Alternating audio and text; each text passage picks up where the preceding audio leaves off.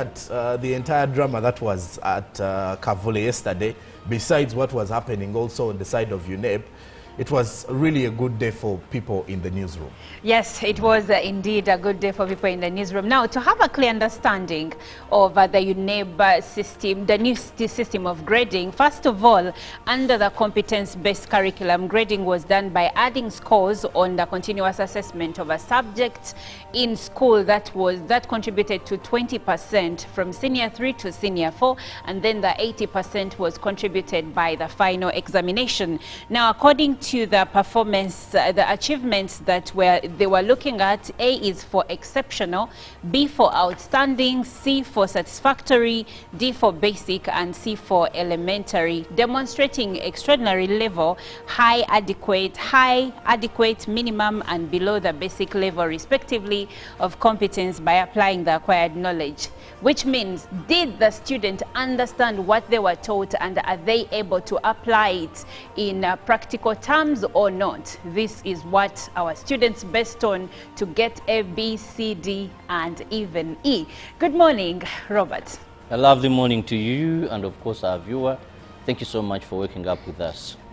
Now, the results were out, and at least we had 98% of the candidates pass. But remember, we had two types of exams that were given, the old curriculum and the competence-based curriculum. Now, for the people who sat for the old curriculum and did not make it, they don't have any other chance to have such exams because they were not under the competence-based curriculum. So that means they can try other options. Like the First Lady told them, you don't have to quit formal education. Maybe you can go for vocational education. But also, like Sonko said, it was all happiness as National Unity Platform unveiled their flag bearer for the Kawempe North by-elections. Now that is Elias Narukola, who scored 71.4%, and he was followed by Umar Magara with 52.8%, and then Mohamed Ruwemba with 35.8%.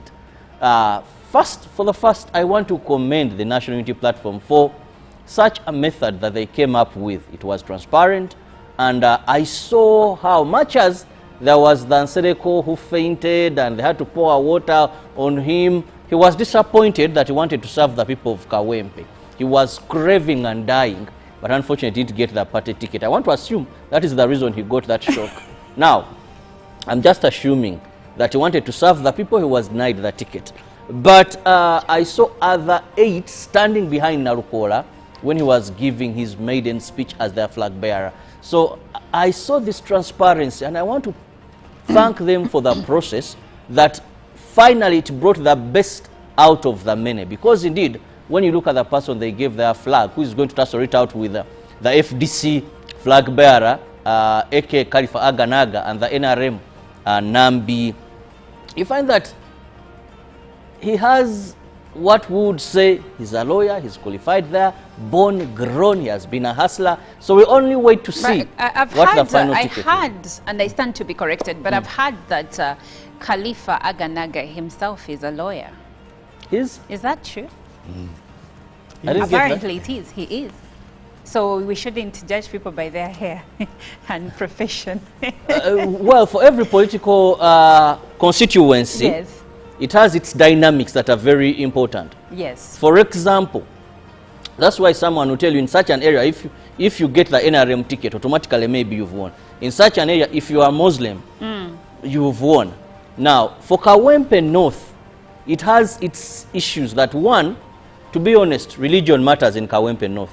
Is that where the most Islamic sect is? That's why you even had someone change religion because you had a target for a political office. Really? Yes. This thing still future. You're going to go in some constituencies that are predominantly Catholics, and you may win. That are predominantly Muslims. Like Rubaga. Yes, like Rubaga. Anyway, you're not going to go to Butambala. Yes. So those are some and you're not a Muslim and you're in Butambala. I hear what you're saying. Robert, what do we have in the news today? Well, we have the Presidential Wealth Creation National Organizing Committee members who have begun mobilization for Kigezi sub-region ahead of the president's visit starting today. Now, the team included Minister Evelyn Anite, Chief Whip Denson Obua Hamson, State House Controller Jane Bareche and David Bahati, plus Dr. Chris Baryomunsi. The presidential wealth creation visit to Kigezi sub-region will kick off on Wednesday, 12 February. To prepare the way and level the ground for receiving the president for this tour, the team has engaged with lower level leaders in Ruchiga district. Minister David Bahati and Dr. Chris Baryomunsi are already doing ground check and mobilization. Earlier, Minister Dr. Chris Baryomunsi addressed the media. During the 4-day visit, President Museveni will also interact with regional leaders before holding a public rally in Ruchiga and Rukunjiri districts. And elsewhere, we now turn our focus to the Ministry of Education and the Uganda National Examinations Board that released the 2 sets of the Uganda Certificate of Education examination. One done under the new competency-based curriculum and the transitional examinations. According to the new competency-based curriculum, results of 359,417 candidates registered for the examination and 357,120 candidates stand up, while 2,297 were absent. And 9,742 candidates turned up to sit the transitional exam of the 10,141 candidates who had registered, while 399 candidates did not avail themselves for the opportunity. Under the competence-based curriculum grading, what was done was adding scores on the continuous assessment of a subject that accounts for 20% of the results and 80% from the final examinations. The performances for candidates is also reported by achievement through levels A for exceptional, B for outstanding, C for satisfactory, D for basic, and C for elementary, demonstrating extraordinary level, high, adequate, minimum, and below the basic level respectively of competency by applying the acquired knowledge and skills in real-life situations. Now, performance per subject indicates that exceptional levels of achievement are especially in art, design, history and political education, agriculture and mathematics, while a proportion of candidates achieving elementary level were in physics, chemistry and English language. The chairperson of the Uganda National Examinations Board, Professor Celestino Obua, explained the guidelines that were used to reach the adoption of the later grading format. UNEB, in the new lower secondary curriculum, registered 64 cases of malpractice from 984 candidates, which were reported mostly in science practical papers. Now, meanwhile, Odongo explains that the performance of candidates under the transitional examinations, where they registered few cases of malpractice, was through the external assistance. And moving on, the newly appointed governor of the Bank of Uganda, Michael Ating-Ego, is considering enhancing cybersecurity guidelines to ensure that the financial sector remains resilient to any form of cyber insecurity. This comes after the Bank of Uganda was attacked in a 60 billion shilling money heist, which left many talking. The new governor and his comrade appointee Nwagaba Augustus were vetted by Parliament following their respective appointment by President Yoweri Kaguta Museveni on Monday. Professor Nwagaba called for government to reduce its appetite for borrowing if the economy is to achieve stable and sustainable growth. The 2 appointees for the top positions at the Bank of Uganda were vetted by Parliament. Former Deputy Governor and his predecessor, former Deputy Governor Michael Ating-Ego and his successor, Professor Augustus Nwagaba, faced the Appointments Committee of Parliament, chaired by Speaker Anita Among. The appointees later addressed the media, identifying key areas for improvement as discussed with the vetting committee. The newly appointed governor aims to increase financial security by engaging with stakeholders on immediate strategies. The Bank of Uganda recently faced a money heist incident which is still under investigations. Building a robust approach to tackle economic shocks impacting the domestic economy is also part of the plan. The members of the vetting committee sought to understand the policies that will ensure favorable inflation rates. Professor Nwagaba shared with the members of parliament how the economy should consider reducing its borrowing appetite to avoid excessive competition with the private sector. The appointees also had a closed-door engagement with the Deputy Speaker of Parliament, Thomas Tayebwa. And then lastly, from our local news, the National Unit Platform has officially handed over its flag to Councillor Elias Luyimbazi Nalukola as the party's candidate for the Kawempe North Member of Parliament seat. This follows the death of the former Member of Parliament, Muhammad Sejirinya, and this event, which was held yesterday, marked the conclusion of a highly competitive vetting process that saw 10 aspirants vying for the party's endorsement. At exactly 11:22 in the morning, the National Unit Platform Electoral Commission chairperson, Mercy Walukamba, arrived at the scene alongside her team. Now, the air was filled with chants and anticipation as party members eagerly awaited the announcement of the flag bearer. Without hesitation, Walukamba began announcing the results, reading the scores of each candidate, and the tension heightened as she reached the top two contenders, Councillor Elias Luyimbazi Nalukola and Umar Magara. Now, Magara was announced as the runner-up with 52.8 points, prompting cheers from the crowd. Then moments later, Nalukola was declared the winner with 71.4 points. The announcement was met with jubilant celebrations from party members and the residents of Kawempe North. In his acceptance speech, Councillor Nalukola expressed his gratitude to the party and the vetting committee for entrusting him with the NUP flag. He called on his former competitors to work with him, emphasizing the need for unity. Councillor Elias Luyimbazi Nalukola urged all contenders to join him in this journey. He did reveal, I am neither the wisest nor the strongest, but together we can serve the people of Kawempe North effectively. Meanwhile, the event had some drama. One of the aspirants, Moses Nsereko, removed some of his clothing in a dramatic display, expressing his disappointment with the outcome. Now, the NUP President Robert Kyagulanyi, who officiated the handover ceremony, urged party members to remain united. He then handed over the NUP flag and party symbol to Nalukola amidst cheers from the crowd. Kyagulanyi also commended runner-up Umar Magara for displaying strength and sportsmanship despite his defeat. The ceremony concluded with Kyagulanyi officially entrusting Nalukola to the NUP Vice President for Uganda region, who will lead the campaign to ensure victory in the by-election.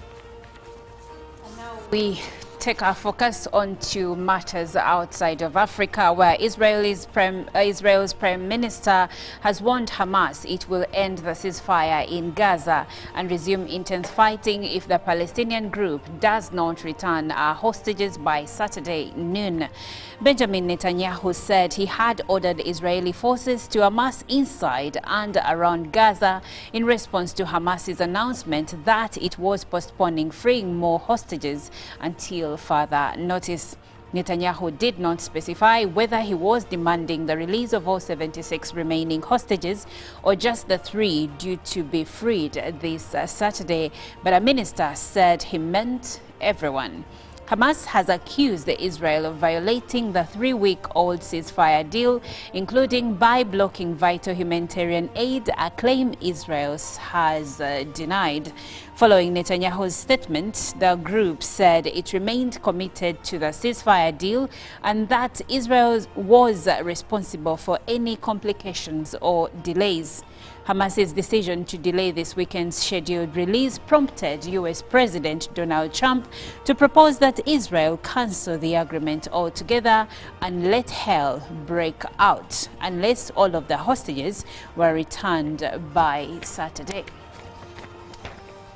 Moving on, Ukraine will offer to swap territory with Russia in any potential peace negotiations, this according to President Volodymyr Zelensky, who said in an interview published Tuesday, adding that Europe alone would not be able to shoulder Kyiv's war effort. Zelensky will meet U.S.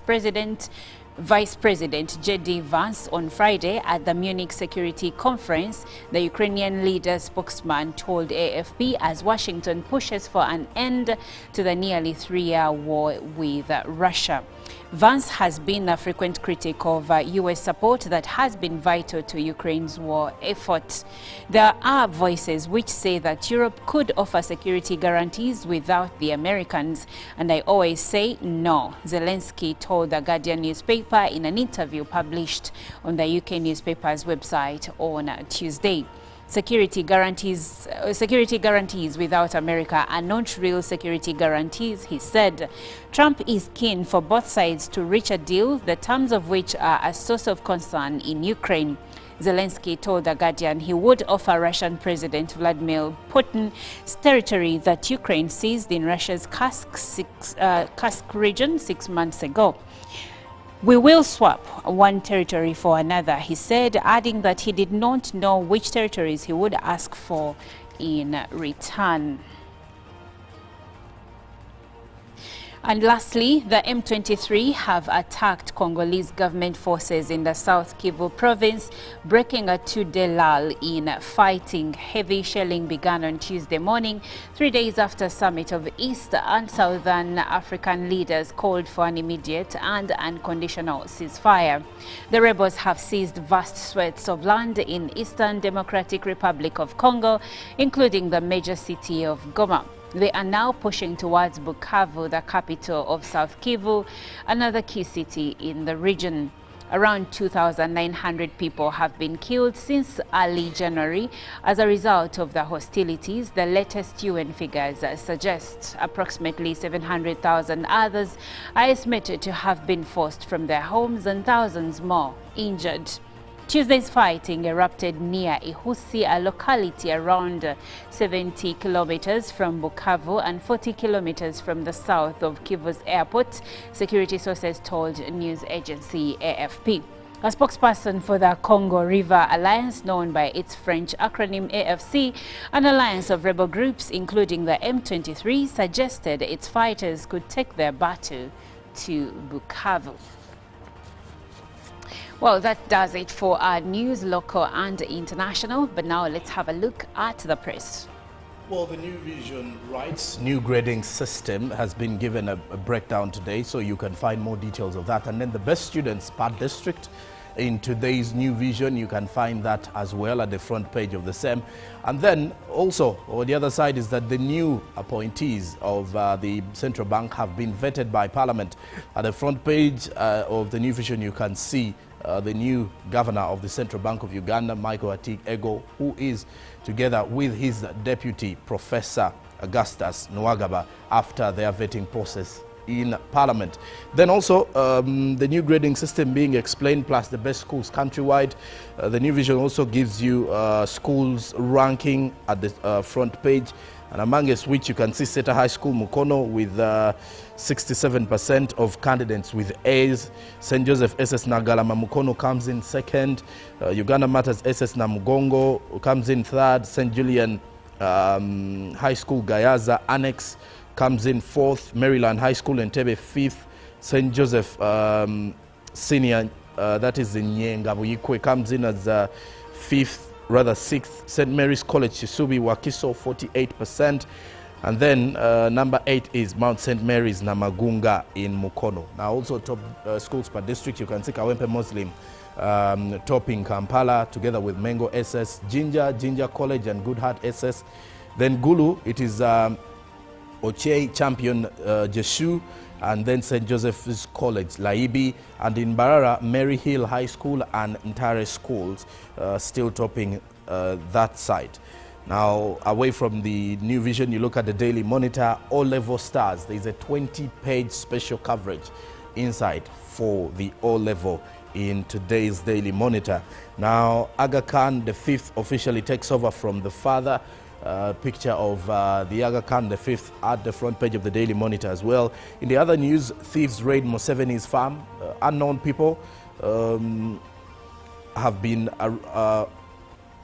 unknown people stole veterinary drugs from President Museveni's farm in Chisozi, that is in Gomba district, on February 1st, according to new developments from the Daily Monitor. Now in Kenya, the Daily Nation writes, Kiptum anniversary, car crash probe has never been released, says father of the fallen athlete. That is also with the Daily Nation. Then Wetangula to rule on majority party today. Find details in the Daily Nation. Now in matters crime, how an inmate in committee conned me out of 7 million. A financial expert has been stunned the city court by detailing how he lost more than 7.6 million Kenyan shillings to an inmate at Committee Maximum Security Prison. Then in education, the HELB crisis for varsity students. More of that is in the Daily Nation. Now Aga Khan V takes over as Ismaili spiritual leader, and Diwan of the Ismaili Imamat revealed that this was the first occasion on which Aga Khan V was speaking to the international Ismaili community. And then the National Treasury has failed to pay 9 billion Kenyan shillings in premiums since September 2024 in matters health. And Jaish Umesh Sain is the beneficial owner of the Medical Administrators K Limited and Bliss Healthcare Limited, which are the center of the 55 billion teachers' medical insurance controversy that imploded recently after some hospitals withdrew services to beneficiaries and their families, citing pay arrears. Then lastly, from our press reviews, the Citizen study shows that civil society faces crisis after the U.S. aid freeze. Tanzania's civil society sector is facing an unprecedented crisis following the U.S. government's decision to suspend all international aid programs, a new study finding has revealed. Now, the accession ceremony held for His Highness Prince Rahim Aga Khan V is also in today's Citizen. Then in matters national politics, Mpango reveals why he decided against standing as Chama cha Mapinduzi running mate, as government pledges to review new container charges. Then also, only 10% of El Nino repair funds released, says the Bunch Committee, as the Citizen also writes and gives you details as what is holding back vocational education reforms in Tanzania. Well, let's have the inspiration song of the day. This one comes from Doreen Poff by Fire. Today is Woman Crush Wednesday, so let's get a song from a woman. Enjoy. Live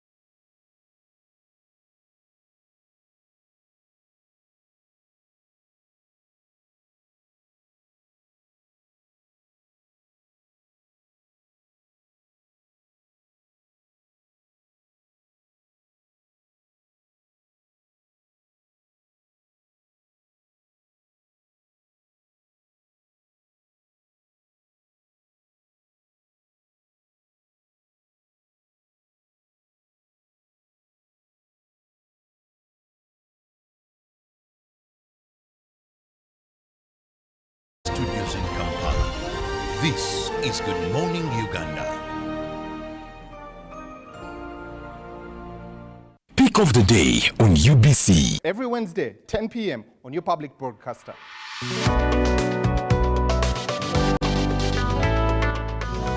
Was brought to you by I'll call you every day, yeah, yo, baby, don't know. You can now get all the Chibuzi out with MTN voice bundles. Call all networks. Kubei Dondoro. Buy a 25-minute voice bundle for only 1,000. Or buy any daily voice bundle of your choice. Dial *100 *21 hash and select daily or use the My MTN app.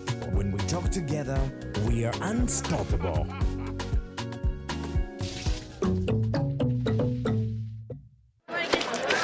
Junko. Yo. What you check the shopping, man. What's your secret? Haven't you heard of the parish development model PDM? Yes, I did, but I thought it was just a talk. No, Sematia. It is real. I and a few friends together formed a circle, accessed money from the PDM, invested in a portrait project, and now things are moving. Junko. I thought I was one of your friends. You are. But you left me behind. I didn't leave you in poverty. What you do, just visit your LC2 chairperson and your parish chief and start the process of economic transformation. Just like that. The parish development model is an initiative from the government of Uganda through the Ministry of Local Government designed to transform all lives of Ugandans for the better. PDM, my parish, my development, my life.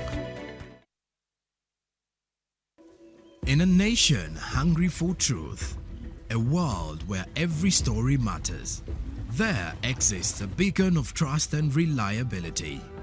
For decades, they've been our voice and our window to the world, holding the mirror of our history.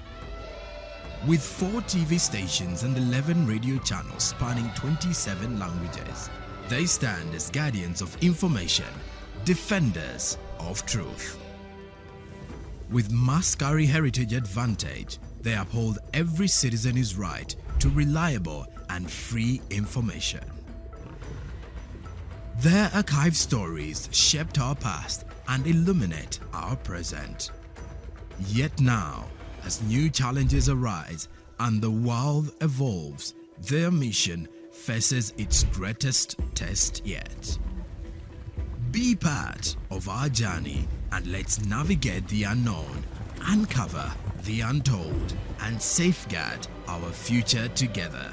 Tune into your public broadcaster, for it is the intersection of trust and truth. Because to UBC, your story, and every voice matters. UBC, inspiring Uganda. Live from UBC Studios in Kampala, this is Good Morning Uganda.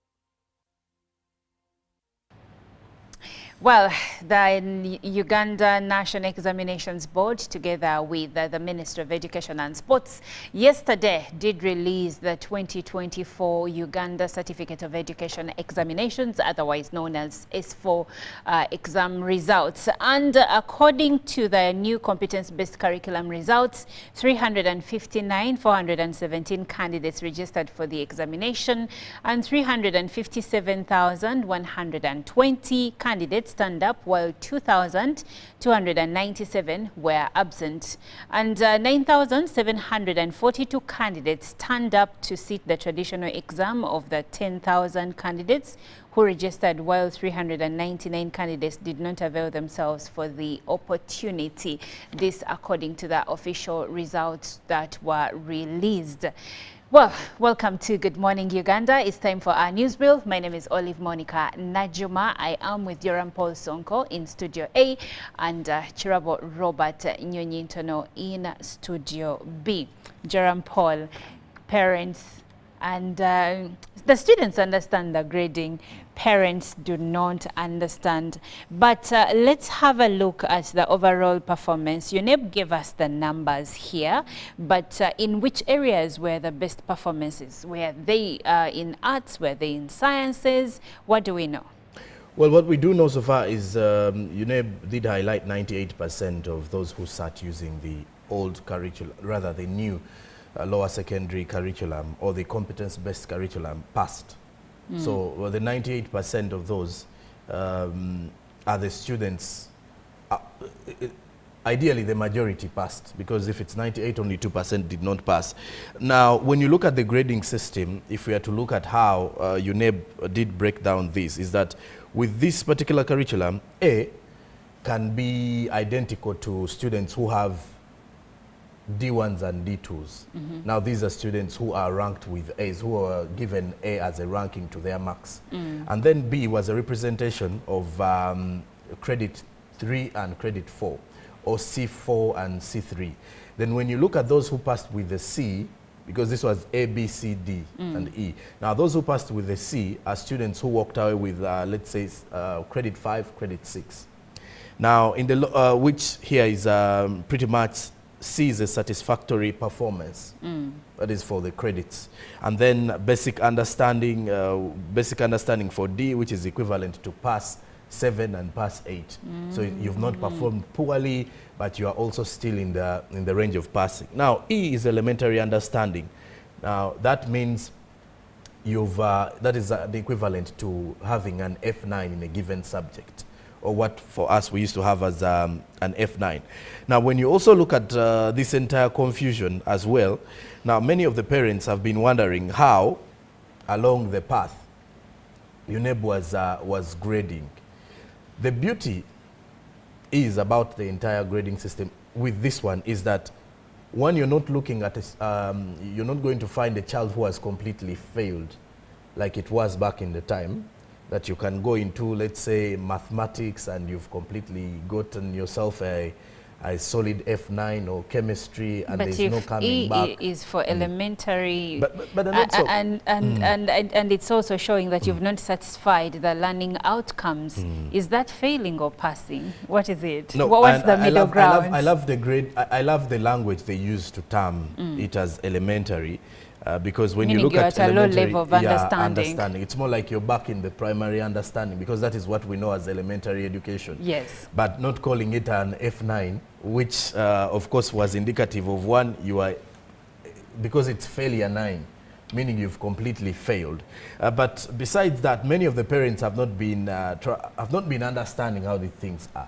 But remember, out of the 80%, that is taken from the final exams, the 20% comes from the assessment. So have they been looking at the reports of their children? No, some of the parents who have come out to speak to the media revealed that even during the time they were receiving these report cards for their, let's say, end of year examinations, they were not understanding it, but they were just happy that there were some marks that they could easily see that there is some development from their children's side. Because remember, as a parent, yours is to see, okay, is my child performing, or is are they performing according to the expectations? And as a parent, you will definitely know. If your child has an A, at least you will know that, okay, an A is an indicator that this person has passed highly.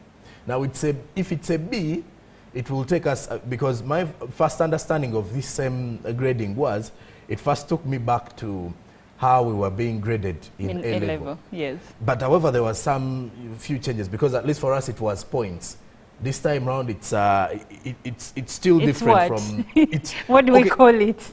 They're not points. They're not aggregates. They're not aggregates, but at least it is a grading. You know, at least that someone has grade 1, or the other one has maybe grade 2, grade 3, and but with time, I want to believe, as many people are still confused, we shall be adopting slowly by slowly. For the teachers, I've seen many of the teachers, for them, because they've understood how the grading is, so they are coming from a position of they will explain to the parents. But one thing I've also noticed, Olive, before I even give you a breakdown of how the performance was on the old curriculum, is that there has been low excitement from the usual ones we were expecting. Because back then you would expect schools to be advertising 8 in 8, which has actually saved us a lot, by the way. A school will come out and say we have more, we got more students with 8 in 8, super fast grades, 10 in 10, 8 in 10, all those things. Now today, you're seeing a majority of schools having students who have passed, at least according to this grading. Because if at all you do not have many students with E's, then you've really passed. And you can easily balance the boat with if most students have A's and B's, you're pretty confident that there is a grade 1 there. Yes. Or even grade 2. A result 1. Result 1. Actually, before you take us through the performance for the what was the name of the exam? Those who sat under the rote learning curriculum, the ones that had failed prior, the 9,000 plus. Before you take us through that. The transitional exam. The transitional exam, yes. Help us understand result 1, result 2 and 3 and 4, because I think there is also confusion over there. I'm also still confused with that one, by the way. Okay, so but before I even go there, the performance per subject is indicating exceptional levels of achievement in art and design, history and political education. So you can easily see art subjects are also still being performed highly here. As compared to sciences. But on the side of the sciences, agriculture and mathematics, and then there are those students who actually outperform their fellows when it comes to physics, chemistry, and the English language. However, there's a huge proportion of candidates achieving elementary level, meaning elementary level is where you've not passed highly. I don't want to say you've not passed, because elementary level is like an equivalent to F9. So when you look at those that the subjects where elementary level students were highly recorded was physics, chemistry, and the English language. You know, I think we are excited about the new grading system that doesn't have that people have failed. But at the same time, when I see that elementary level represents the fact that they haven't been able to achieve most learning outcomes, it really doesn't give me comfort. So I don't understand the excitement around this. As a parent, I wouldn't want to see it, and I'm sure the parents whose children have got that don't want to see that. There's a shocking bit of it here. For those who sat the transitional exams, when you look at the numbers of those that really failed, is really, really alarming, because at least 8,113 candidates sat for those transitional exams or using the old curriculum. Yes. So when you look at this particular one, 10,141 candidates had registered, and 5,373 females, 4,379 males registered for those examinations. However, 9,742 turned up for the examinations. 80 out of the 9,000 passed in Division 1. Only 80. Out of 9,000. Out of 9,000. Now, back in that old curriculum, if it was what we were using, that is we would have had many failures. Poor kind of percentage to come out and say people sat these exams. Because if only 80 out of 9,000 passed in Division 1, which is first grade, then 503 in second grade. And when you look at the number of those in Division 3, 1,700. Now the majority, 5,000 of those, passed in Division 4. Well, Jerome, we will come back to the transitional examinations. I would like to first loop in Robert Chirabo joining us from Studio B. Robert, I did ask Jerome about result 1, result 2, 3, and 4. What exactly does it mean if someone had result 1 or result 2 or result 3? How does that, does it allow them to transition to A level, or there is a point where a certain result cannot do A level classes? Well, thank you, Olive, but allow me briefly begin by simplifying this grading by trying to compare it to what many people know. Now, when we talk about A, like Joram and everyone says, exceptional achievement, B, outstanding performance, C, satisfactory performance, then D, basic understanding, and E, elementary. Now, if you have A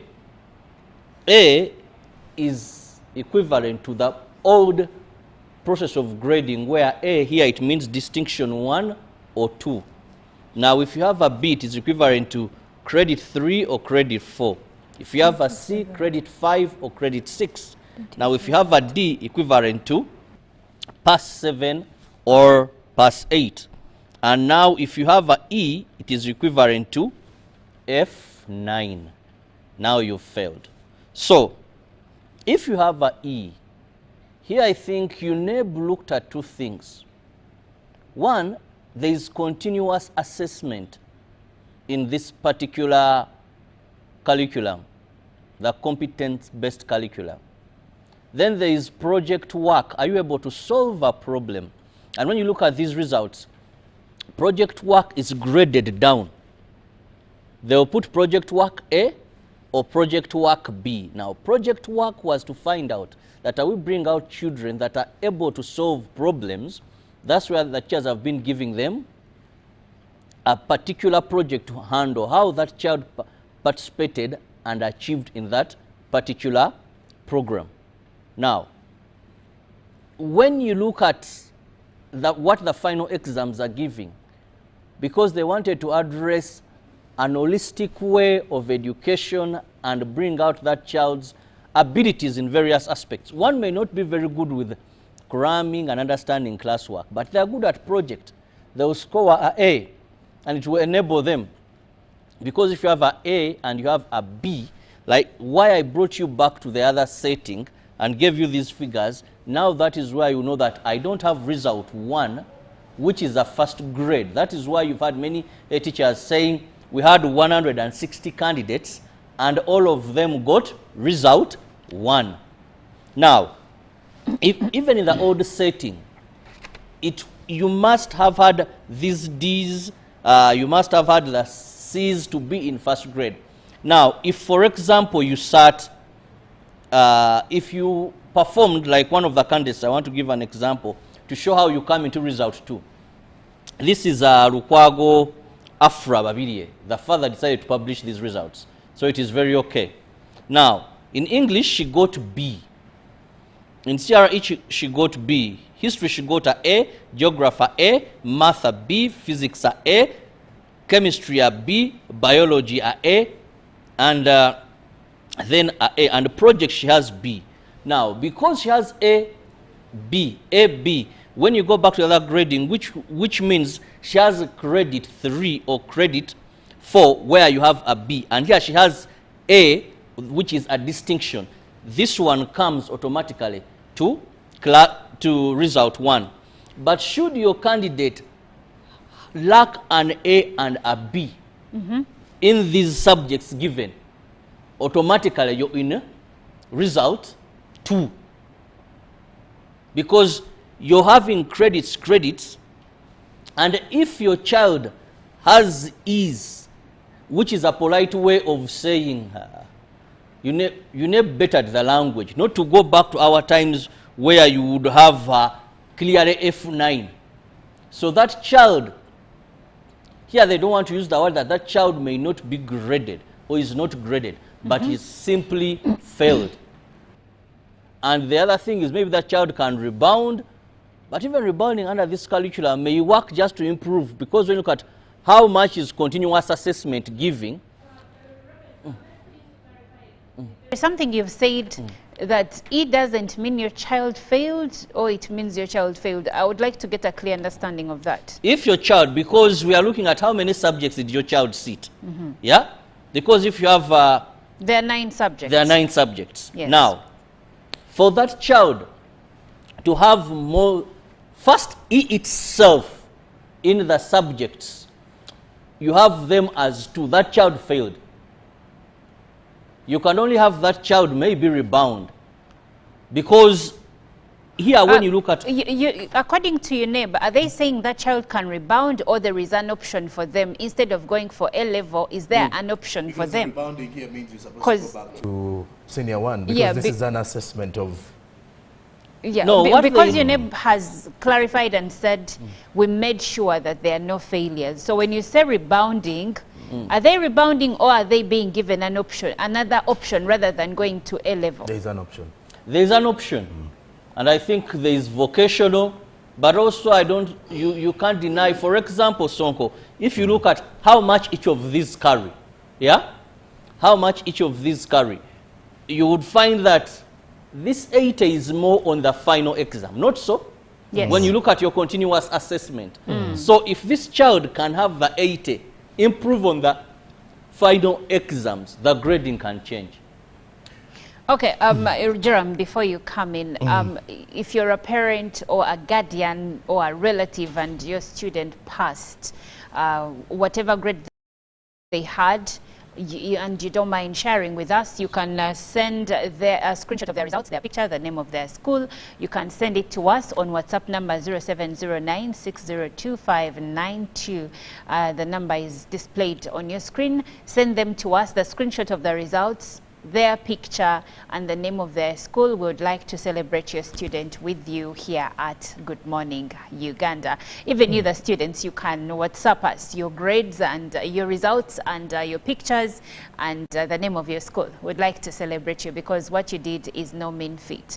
Now, Jerome, you wanted to clarify something. I wanted to clarify something about the result 1, 2, and 3 that you had asked earlier. Because I was telling you, I hadn't got a lot of information about the SEM. And when you look through some bits of the UNEB sites, they give you a breakdown of, one, a candidate will qualify for the UCE certificate. Now, there's also an interesting feat here. There are candidates who will qualify for a UCE certificate, and then there are those that will not qualify for it. Now, how, if I told you a parent and a student, how then will you qualify for it? You can only qualify, or a student or a candidate who sat last year under this competence level grade, rather competence level curriculum, can only qualify for a certificate if he or she obtained a competency level grade of D in at least one subject sat. Meaning you're supposed to be, the minimum grading you're supposed to have should be a D to have a result 1. Now this will be indicated in the transcript and certificate as result 1. Meaning if you're to look at your results, you're not supposed to go beyond a D. And the candidates who did not fulfill the conditions of the award of the UCE certificate will have results 2, indicating on their results. Now these are candidates who did not sit for the compulsory subjects, or did not sit for a minimum of 8 subjects, or who have no project work scores. So in an event where you do not have a project work score, means you're not fit to have a certificate. Okay. Now, coming back to you, Robert, I would like for us to have a clear understanding how this grading system and the results, result 1, 2, 3, how they're going to play out while joining A-level. I did see something indicating that students who score A or B in core subjects are more likely to qualify for science or arts combinations at A-level, and then those with C and or D may still proceed to A-level but with limited subject options, and then students with mostly D and E grades may be advised to consider vocational education, technical training instead of A-level. Now, the question here to you is, when I look at this, it says A or B in core subjects. First of all, what are the core subjects? Well, when you look at the core subjects, basically, you're talking about mathematics, you're talking about English is also a core subject. You're talking about, basically, if you have English and mathematics, these two are mostly considered here. But also, I'm still understanding basically how the selection process is going to be, Olive. Because also when I was listening to the chairperson of UNEB explaining it, I must say I didn't make points meet properly. Because remember, the previous method would not cut off points, not so? Yes, you'd know that if you want medicine, if you want to do, let's say, PCM, you probably have, at O level, probably you have maybe 18, not even 20. Going before there. Yes. You just knew that if you're going at Gayaza, just to say an example, they are from 4 to 6. That is P7. P7. Yes. Now, senior 4, still you knew if you're going there, your child must have had 8 in 8, you know, or this in this. Now, with this new grading system, because that question was posed to him, I must confess I didn't get that proper. It also left me wondering, because again he went into this is equivalent to this, therefore we were setting. So I wait also to see some of these things as they unfold. And most of that exams came out yesterday. Of course, we expect to get more clarification on some of this, on some of how we are going to move forward from here. Okay, because when we look at this report, it also shows that those with C or D may still proceed to A level, but with limited subject options, which begs for the question, what do we know about the A level curriculum? Are they still going to go for the rote learning one? Do we have a new one? If we do, what is therein? Well, O level, there were attempts to have a new curriculum that supports the competence-based curriculum at O but level. it was halted. I remember that was last year as we came to the end of the year. It was halted, and I think there's either they're still analyzing it or for some reasons that didn't come out clearly. That is what we wait to see. Otherwise, if people have gone through competence-based, now A level, how are you going to have this continuity? But still, we must say that our education curriculum, much so, is being tailored each other day into competence-based, into problem-solving as well. So even A level, you'll find that the issue of cramming and understanding is also reducing. But there were efforts last year, I'm very sure. They reached all stages, but the final level is where we had the ministry saying they are halting it for some time, and I don't remember the reasons they gave. Okay. Now, Robert, I did have a conversation with a teacher, a secondary school teacher, and his argument was that we changed how we teach. Now we are in competence-based, but we did not change what we teach. So, in Luganda, if I may borrow from my Luganda language, tulimukoza netwanika mutaka. Is this a wasted effort? First, I want to commend the teachers and the Ministry of Education for the 98% passing rate. Because, Olive, this curriculum was launched in 2020, not so? Yes. And we were in COVID there. I remember they were training trainers of trainers. Is this something like that? So there was so much of giving the teachers information. And even when we moved, you'd still meet teachers who would tell you, to be very honest, I don't understand this curriculum. When it came to projects, many parents would tell you, for us, we don't understand what they are telling them. Now, amidst all this confusion, and we've managed to have this pass rate, these people deserve a pat on the shoulder. You have teachers who couldn't understand very well what they are teaching, parents also who didn't understand very well what their children are studying, the children themselves who also couldn't understand very well, but at the end of the day they pass with flying colors. That is something commendable. Yes, but Now, Robert, the question was, yes, the students have passed, the teachers have been able to instruct, and the students have been able to apply the knowledge acquired. But the argument is we changed how we teach, but we didn't change what we teach. But they changed what they teach. Reason being, previously you didn't have project works to understand if these children can be given a problem and they solve that problem. Previously it was about cramming what they are teaching you, and are you able to produce that when it is examined to you? Now, this time they introduced that project concept. 2, previously it was what you score in the final exam. Now there is continuous assessment, which is also questionable. Children transfer schools. I wonder how accurate we've been able to do that. This is why I said this success, you can look for reasons and they may be very hard for you to find. Now, also, the teaching, where I think that teacher was right, saying that what they teach in class, away from the continuous assessment, didn't change that much. That I can agree. But we have these other aspects that came into this. And now we want to believe, this is what Ministry of Education is looking at, that if a child stops education at senior 4, what can this child do? You get it? Yes. This is why we are coming to this level, because it has been criticized all over time.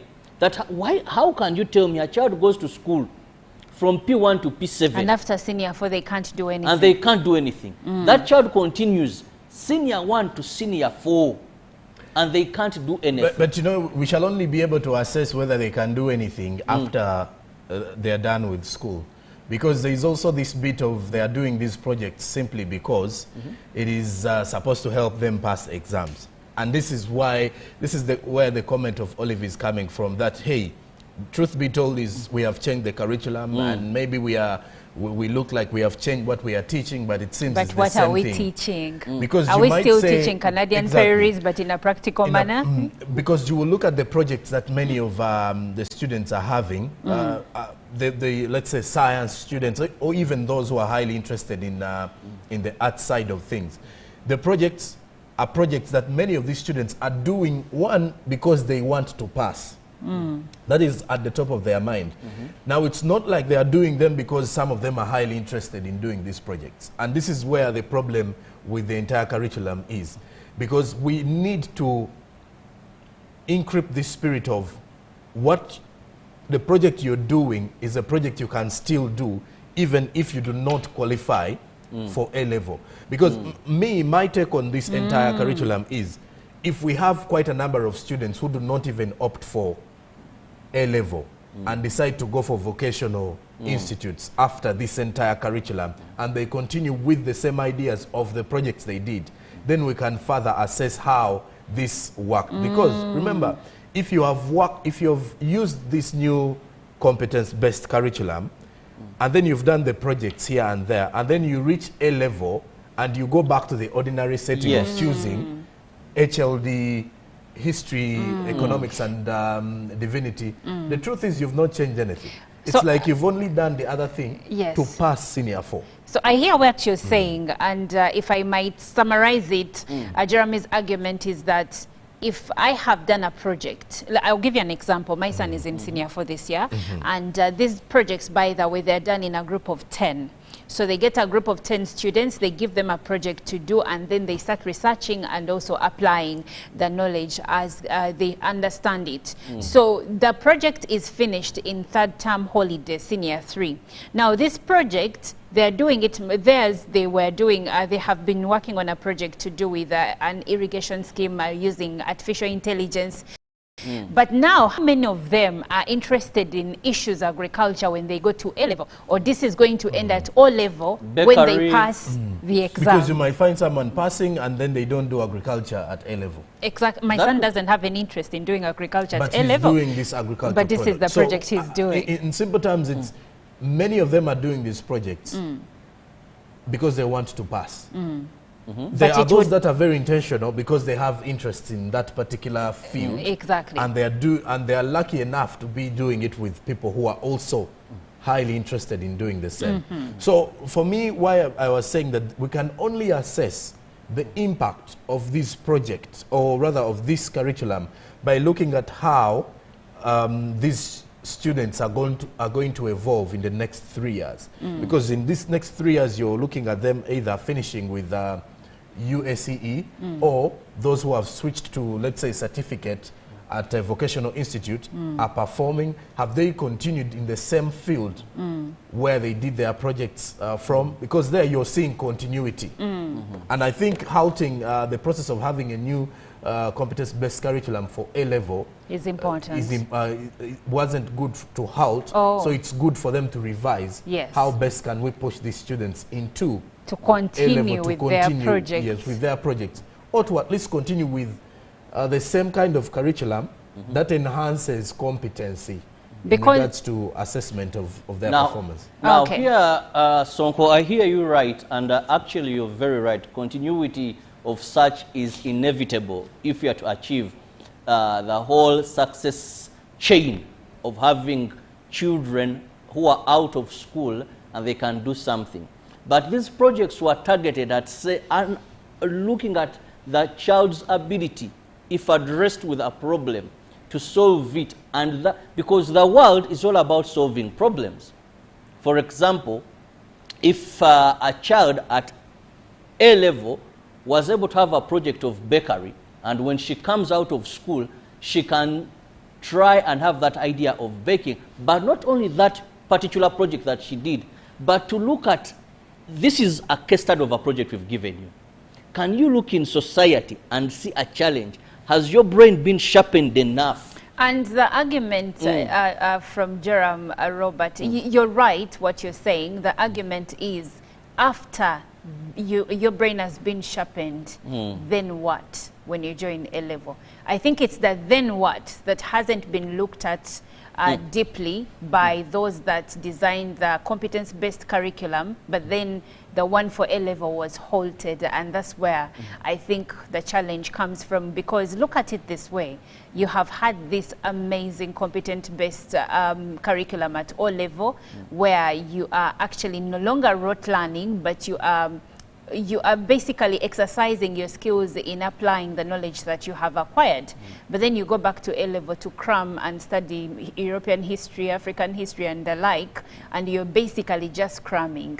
So is it helping, the two curriculums helping each other or not? And your answer will be your parting remark. Well, I must say that two curriculums at this moment may not help each other very well. But the big question of saying if a child stopped at a certain level, can that person make it in life? Yes. I want to say the lower secondary curriculum, of which you had the first sitting, has addressed that to a certain level.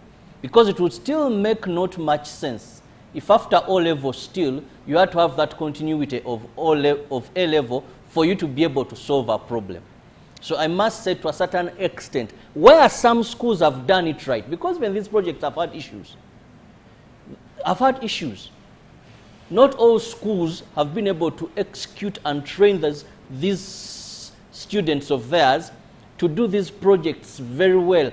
That's why I told you earlier that I'm still questioning or wanting to be given more light. When I see the A's in a project, when I see the B's in a project, how did we successfully manage to have these children? Because these projects are not just for doing and passing. Well, thank you, Robert. Yes. And thank you, dear viewer, that has sent in the pictures for your students. Jerome Paul, before I share the results of the students, what is your parting shot? Well, my parting shot is that at least my first comment was Bonaba ite when these exams were released. At least the beauty is people are passing exams, and we're no longer looking at students who have not passed according to the other grading system as failures. Because then you would know ungraded, you're a failure, you've got third grade and everything like that. Today you're seeing at least a number of students with result 1, and they will be having them on their pass slips and even their certificate therein. So at least the grading system is allowing students to, to be happy in the education system, so that they can do all it takes. One, work on their projects. If at all the project fails, you put the strength in the finals. If you're good with the finals or the theoretical, you can also put your effort on the 20% of the assessment. There, you're actually making this student to get involved in the practical bit and the theory. By the time they move into institutions of higher learning, they at least have a pinch of what they will expect in the fields where they're heading to. However, on the other side of A level, I'm just hoping that the Uganda National Examinations Board, together with the Ministry of Education, sit down and see how they can push for a continuity of this assessment. that we are done with senior 4. Students have done projects. We have students who are willing to continue following that field. How do we help them continue the same? Because if at all someone has switched from that competency-based and curriculum then back to rote and learning, then back to the old one in A-level, where you have to choose, let's say you go back to your history, literature and divinity, it will be more like you've just done the other thing to pass exams. For me, which is not something we should be considering, yet we have a very good curriculum in our hands now. Okay, now we have a comment from Trinity High School Masaja, and they say that they got very good results and they have been performing well in the old curriculum, and it is one of the top performing schools in Makindye Sabagabo.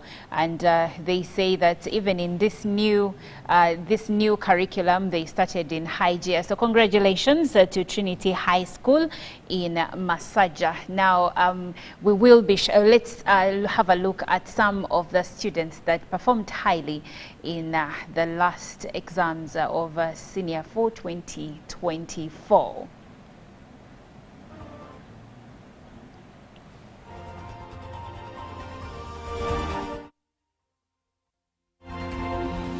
Well, there we have Agasha Noel, and you can see that wow, he did so well. English B, CRE B, amazing. B, mathematics B, physics Chemistry, A. Biology B. Amazing. Congratulations, and a Agasha. B in the project work. Wow.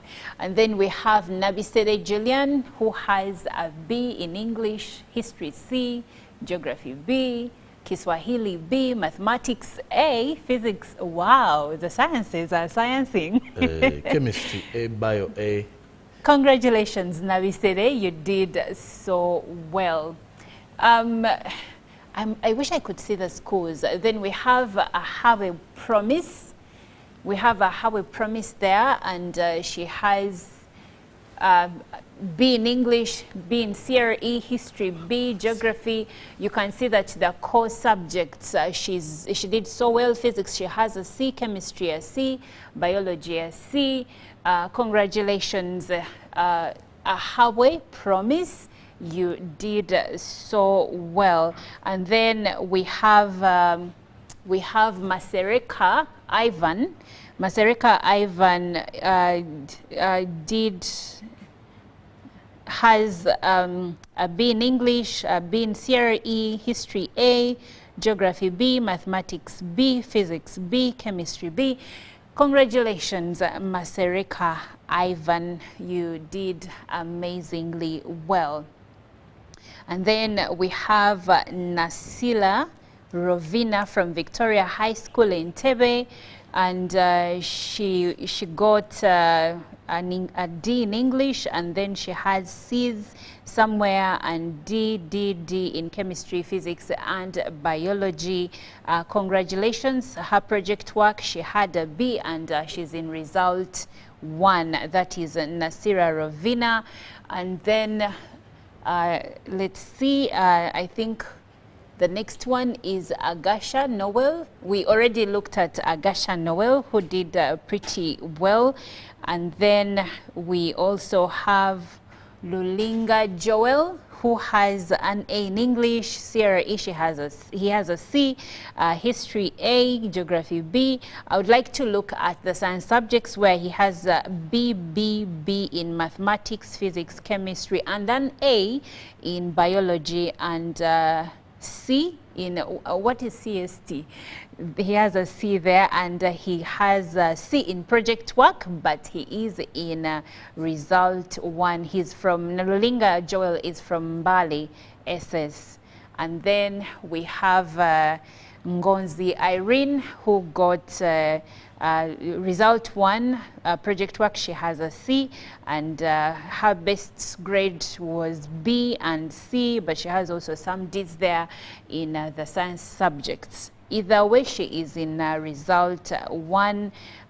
Congratulations. Well, we have many that came through that passed very well, and all we can say is that you did amazingly.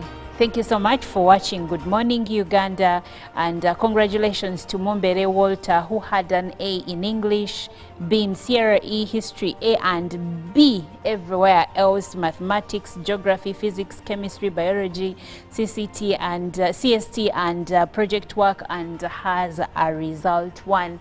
To the parents, thank you so much for supporting the candidates. For the candidates, thank you so much for working so hard. And the teachers, you did amazingly. Everyone was waiting to see what you've done, and you did do a great job. So continue watching Good Morning Uganda. We're taking a short break and we'll be right back.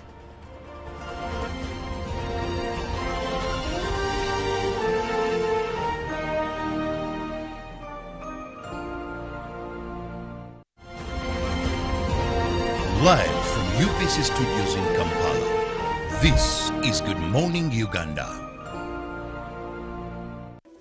In a nation hungry for truth, a world where every story matters, there exists a beacon of trust and reliability.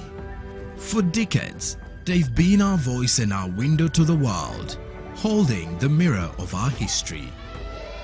With 4 TV stations and 11 radio channels spanning 27 languages, they stand as guardians of information, defenders of truth.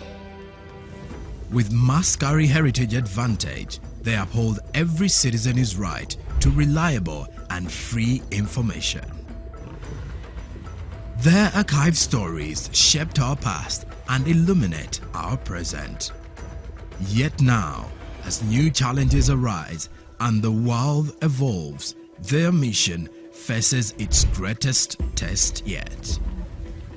Be part of our journey and let's navigate the unknown, uncover the untold, and safeguard our future together.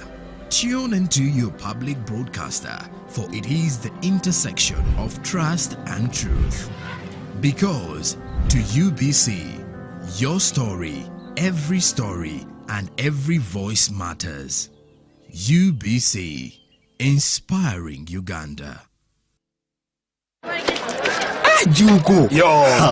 Live from UBC Studios in Kampala, this is Good Morning Uganda.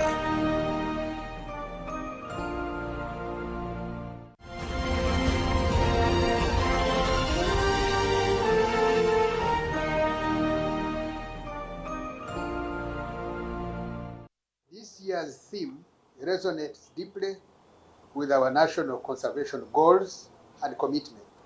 Wildlife conservation is both an environmental and economic need.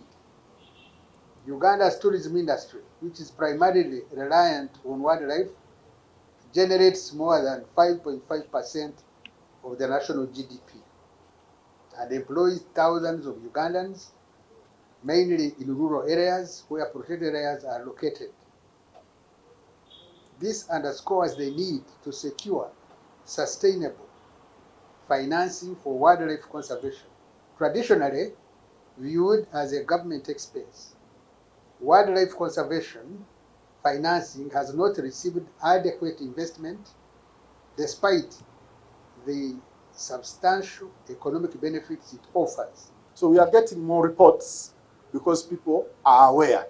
And so the two work together, that the wildlife is high, the population is high, we are starting to compete for the same space, and then people are aware and they are reporting more. We have now, in the law, establishing the Uganda Wildlife Authority, a provision for compensation. Regulations have already been developed, and we are already in the process of providing compensation for those whose crops or livestock are injured or damaged, for those who get injury, and for those who die. We were able to provide the compensation, and as I speak, we have made compensations worth 2.5 billion Uganda shillings.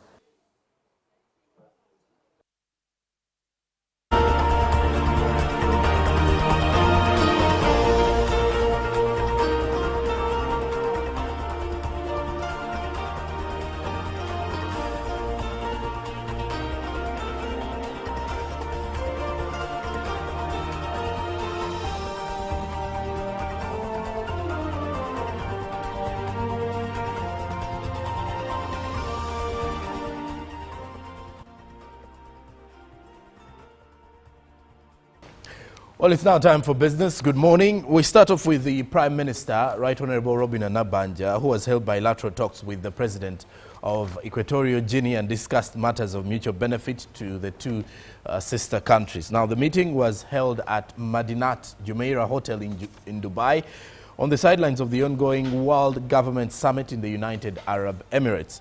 Now, the Prime Minister briefed the President that President Museveni will cooperate with Equatorial Guinea, and the meeting was closed to the media and in order to strengthen cordial relations between Uganda and Equatorial Guinea. In a related development, the Prime Minister also held talks with different investors and development partners in order to see how Uganda can benefit from this summit. The Premier later met the President of Crypto.com, who is also the Chief Operations Officer of the company, Eric Anziani. Now, Nabanja, who was flanked by the Minister for Public Service, Muruli Mukasa, Beatrice Anyoa, State Minister for Environment, and the Permanent Secretary for the Ministry of ICT, Amina Zawede, and Uganda's ambassador to the UAE, Chibedi Zake, also revealed that Uganda has to adopt modern ways of financial systems. Now, the Director of Economic Affairs at the Ministry of Finance, Planning and Economic Development, Moses Kagwa, revealed that Uganda is formulating regulations to manage financial services. The summit continues tomorrow when the summit continues today when the Prime Minister will deliver President Museveni's speech to world leaders on environment and health. The theme for the summit is shaping future governments. Well, away from that, the Ministry of Trade and Cooperatives has raised an alarm over the increased reports of poor management and governance of savings and credit cooperative societies, the SACCOs. Now, the Assistant Registrar of Cooperatives, Joseph Lutalo, revealed that this mismanagement has led to the loss of funds and is undermining members' commitment to achieving their intended objectives, particularly in fighting poverty at the household level. The Assistant Registrar of Cooperatives, Joseph Lutalo, raised an alarm over the increased reports of poor management and governance of savings and credit cooperatives. Now, while presiding over a crisis meeting organized by the ministry to streamline the operations of the Uganda Liberal Teachers Union members SACCO, this was held at Chitante Primary School. Now, the Assistant Registrar emphasized the need for strong governance structures and transparency in SACCO operations to build trust and also encourage more members to actively participate in SACCOs. Now, he encouraged members to actively engage and conduct regular audits through clear communication channels. And the Secretary General of the Uganda Liberal Teachers Union, Jackson Erima, said that the core reason for the formation of the SACCO was to reduce the poverty level among teachers. Now, SACCO members were hopeful that the integrity risk assessments by the ministry will help the SACCO in achieving its intended goals. The government and other key stakeholders promoted SACCOs as part of a strategy to actualize opportunities that improve livelihoods through effective access to and the usage of financial services for low-income households in both formal and informal sectors. Well, lastly, we head to Nigeria in the western part of Africa because Nigerians are expressing an outrage over a big jump in the price of mobile data charged by some of the country's major phone networks. Now, MTN, Nigeria's largest operator, tripled the cost of one of its most popular weekly offers. Airtel has also increased its tariffs. Now, the price jump has also was expected as the telecom's regulatory body had approved an increase. But in an announcement 3 weeks ago, it had also capped it at 50%. Now, the phone companies wanted to further boost their revenue in order to cover rising costs. Now, Nigerians have been living through a long cost of living crisis with inflation rates not seen for the past 3 decades. Now, any increase in prices adds to the struggle for many to make ends meet. Now, in response to customer complaints, MTN said on its X that the price adjustment was necessary to serve subscribers better. And then they also did reveal that they apologize for the inconveniences caused. Now, subscribers only realized what had happened when they went to buy data over the past few hours. Now, also more developments coming in from Nigeria has also revealed that many comments on social media called out the increase, saying that it could offer a lot of people at a time when it could cut off a lot of people in enjoying the internet services at a time when the economy is in turmoil. Now, one target for criticism has been the rise in MTN's 15 GB weekly bundle, from 2,000 naira, that is approximately 1.33 US dollars, to 6,000 naira, or 3.99 US dollars. Now, many of those are asking, that is a huge, outrageous increase in the SEM, or tripling the amount. Many of the ex-users did reveal on their platforms. Now, the Nigerian Communications Commission, which regulates the telecom companies, is yet to react to the price rising, which in some cases appear to exceed the cap that it had earlier commended. Now, digital content creator Mubarak Unique Pin revealed that the tariff hike could have a major impact for businesses that highly depend on the internet or that run online, because now, as the economy is transitioning, many of those have been benefiting from the online platforms. And we now turn our focus onto the forex updates here in Uganda, courtesy of the central bank. The US dollar opening time yesterday was buying at 3,672.05, while selling at 3,682.05. By midday, the US dollar was buying at 3,674.55, while selling at 3,684.55. Closing time saw the US dollar buy at 3,674 rather, 0.32, while selling at 3,684.32. The Great Britain pound was buying at 4,541.09, while selling at 4,553.45. The euro was buying at 3,785.65, while selling at 3,795.95. The Kenyan shilling was buying at 28.45, while selling at 28.52. The Tanzanian shilling was buying at 1.43, while selling at 1.44. The South African one was buying at 199.21, while selling at 199.75. Well, it's 2 minutes of 8 o'clock. Coming up next here on Good Morning Uganda are the agenda conversations. Good morning.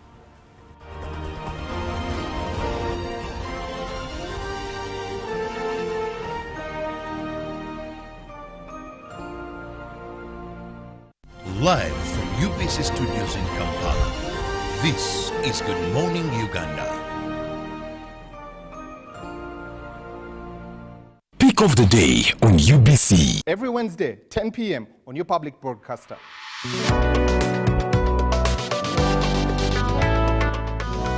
Was brought to you by I'll call you every day, yeah, yo, baby, dondolo. You can now get all the Chibuzi out with MTN voice bundles. Call all networks. Kubei Dondoro.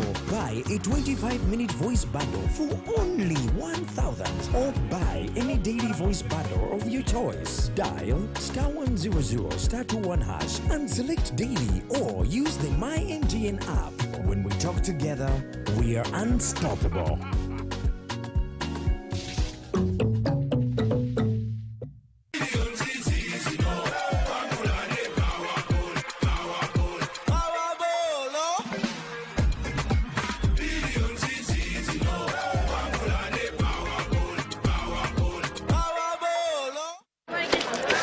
Junko. Yo.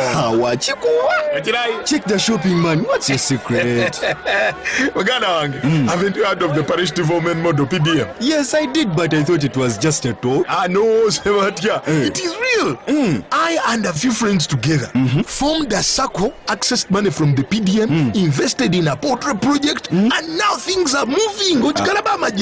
Junko. I thought I was one of your friends. You are. But you left me behind. I didn't leave you in poverty. What you do, just visit your LC2 chairperson and your parish chief, and start the process of economic transformation. Just like that. The parish development model is an initiative from the government of Uganda through the Ministry of Local Government, designed to transform all lives of Ugandans for the better. PDM, my parish, my development, my life. In a nation hungry for truth, a world where every story matters, there exists a beacon of trust and reliability. For decades, they've been our voice and our window to the world, holding the mirror of our history. With 4 TV stations and 11 radio channels spanning 27 languages, they stand as guardians of information, defenders of truth. With Mascari Heritage Advantage, they uphold every citizen's right to reliable and free information. Their archive stories shaped our past and illuminate our present. Yet now, as new challenges arise and the world evolves, their mission faces its greatest test yet. Be part of our journey and let's navigate the unknown, uncover the untold, and safeguard our future together. Tune into your public broadcaster, for it is the intersection of trust and truth. Because to UBC, your story, and every voice matters. UBC, inspiring Uganda.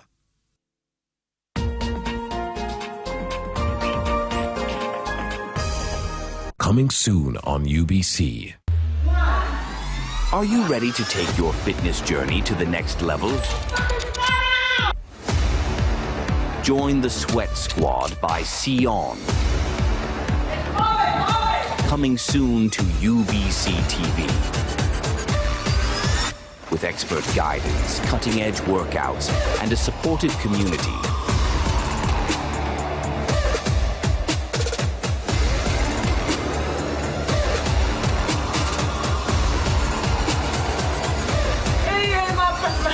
You'll be unstoppable.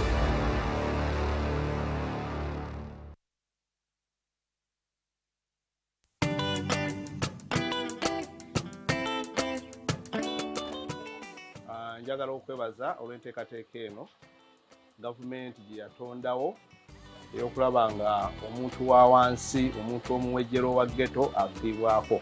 Nti nga ghettos eriyo embeera eyaliwo nga si nnungi. Okugereza ddala mu nteekateeka eno nga tennajja, abaana bangi baakwatibwanga, naye bukya enteekateeka eno ejja, bintu bingi bituukiddwako, naddala mu nteekateeka z'ebyokwerinda, security, wamu n'enkulaakulana. Nga tuyita mu nkola gye bayita eya ghetto structure. Ghetto structure kwe kulonda obukulembeze okuviira ddala ku ghetto esootebwako ku kyalo, ne tubeera ne ba coordinators ku muluka, paka eno gye tuli. Omwaka guno yatuwa ssente obukadde 100 wano emikono twabufuna. Era mu nfuna ya ssente zino twagala okwebaza Oweekitiibwa Pulezidenti. Ssente zino ziyambye nnyo abantu ba ghetto. Abantu ba ghetto nakubadde gavumenti ebadde n'emiwaatwa mingi gyeyisaamu ssente zaayo okutuuka ku bantu zibayambye. Naye ssente ezo zibadde tezituuka ku bantu ba ghetto. Ssente zino bannaghetto tuzibawadde era bazifunyeemu. Ebiseera ebisinga wali emabega abantu ba ghetto abamu baali bennyamivu nga bamanyi nti gavumenti yabavaako, era ng'osanga abantu abamu mu ghetto nga tebalinaamu nsonga. Oli akugamba ekimbeeza mu ghetto noonyeza emirimu Uganda wonna gibuze. Twagala okusiima Pulezidenti w'eggwanga kubanga ssente ze yatuwa twazifuna, era gwe guno omulundi ogwasookera ddala nga bannaghetto mu Uganda. Era twagala okumwebaza okutwagalira ddala n'atuwa ne ku ssente ezikola.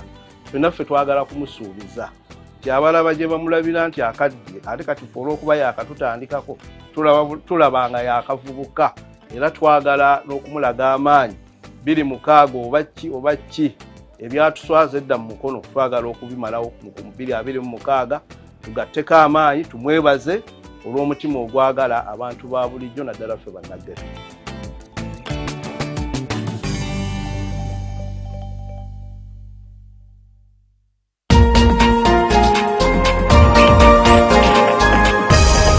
We're going to be talking about farming, but it's not me that's going to do that. My name is Hava K. Luanga. My name is Larry Charles K. Let's go! Mixed farm is a type of farming that involves growing crops and raising livestock. This is the spice garden and for the vegetables. My first favorite spice has to be black pepper. What's black pepper in Uganda? Kamulali or mudagavu. What? We're going to talk about the sechunga. We're going to see how big it is, as big as Larry's head. And then we're going to talk about the mangada. So we're going to get there. We have still so many farms to visit. And I would like to hear from you. This is the Little Farmer Show, and we are bringing coolness back to farming. See you!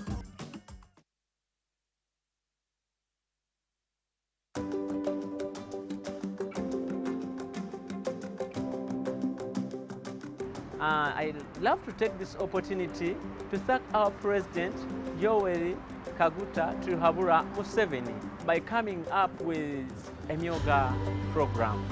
We started in 2021 as Kasumi Parish Carpenters and Myoga Circle.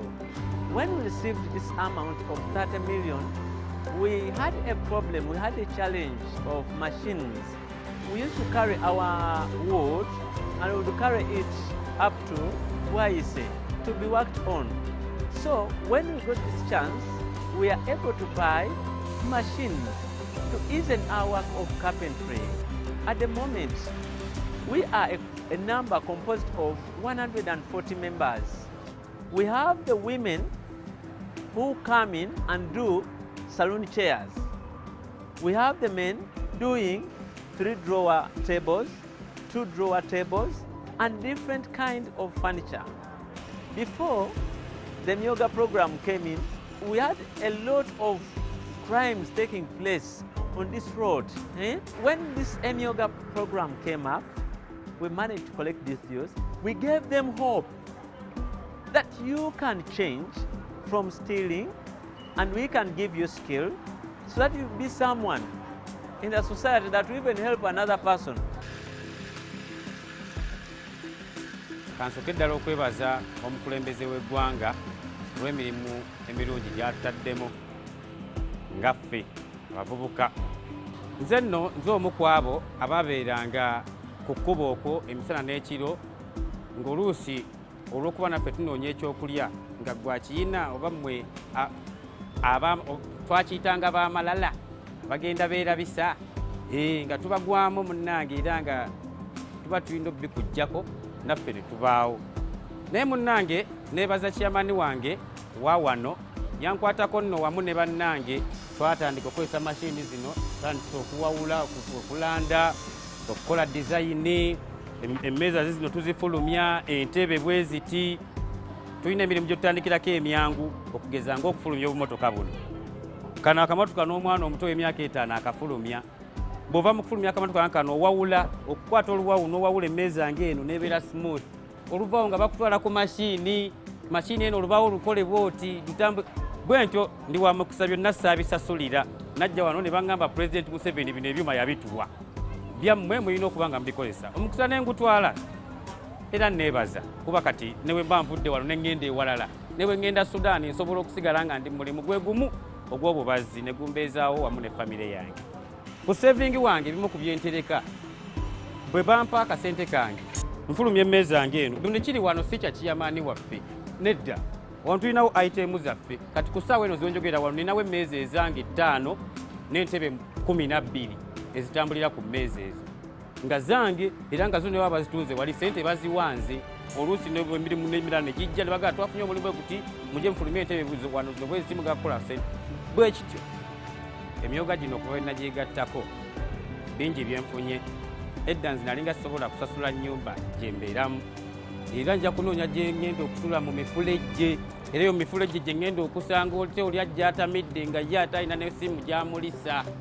Kale ebintu ng'ebyo nze kati nnawe nsula era saawa weziwera nti zino saawa zakwebaka olwo nga nsimbula nga ŋŋenda neebaka nawasa tadde n'abaana nno munnange sebo kulembeze weebale bageto yuti mwenna gye muli wabweru eyo temutya temwerumaluma nkata temudda mu biki temulobera mu projekiti za gavumenti kuba zino projekiti ziriwo kutuyamba ffe zaffe zirina kutuyimusa kuteeka ku ddaala ddala gwe lwonazoberamu abalala bazeegaseemu ffe nga tukola ki bweba bwe bityo.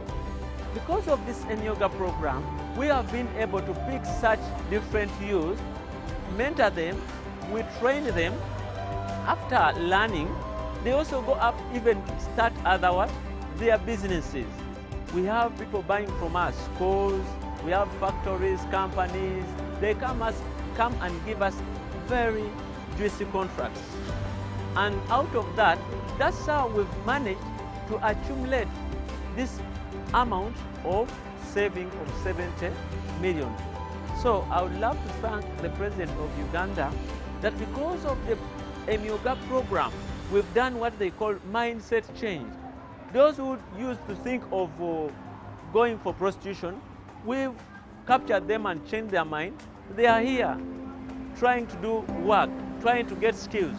Those used to steal, they are also here trying to get skills. We have been job seekers, but now we are no longer job seekers. We are job creators.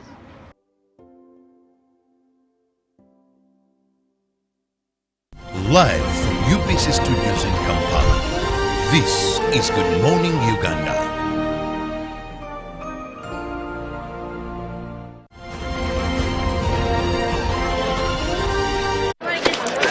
Juko. Yo.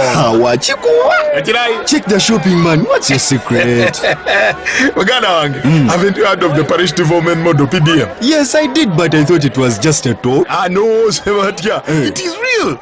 I and a few friends together formed a circle, accessed money from the PDM, invested in a poultry project, and now things are moving.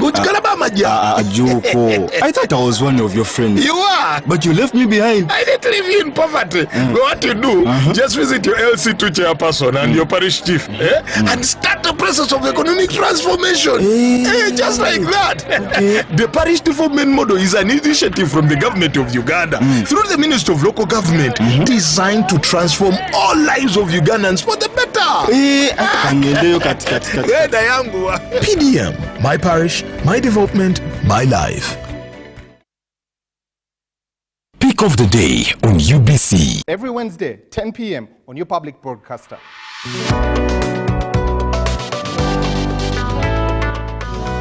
Was brought to you by I'll call you every day, yeah, yo, baby, dondolo. You can now get all the chibuzi out with MTN voice bundles. Call all networks. Kubei Dondoro. Buy a 25-minute voice bundle for only 1,000 or buy any daily voice bundle of your choice. Dial *100*21# and select daily or use the My MTN app.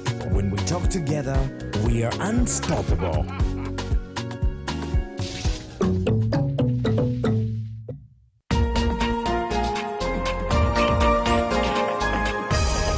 Coming soon on UBC.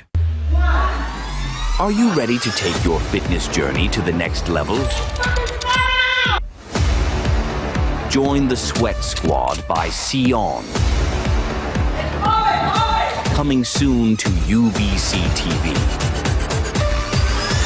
With expert guidance, cutting-edge workouts, and a supportive community.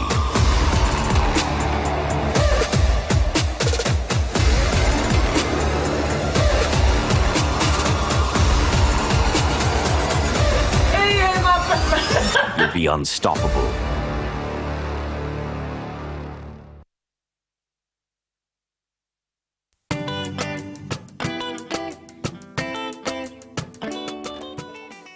Njagala okwebaza olw'enteekateeka eno gavumenti gye yatondawo ey'okulaba nga omuntu wa wansi, omuntu omuwejjero wa ghetto aviibwako. Nti nga ghettos eriyo embeera eyaliwo nga si nnungi. Okugereza ddala mu nteekateeka eno nga tennajja, abaana bangi baakwatibwanga, naye bukya enteekateeka eno ejja, bintu bingi bituukiddwako, naddala mu nteekateeka z'ebyokwerinda, security, wamu n'enkulaakulana. Nga tuyita mu nkola gye bayita eya ghetto structure.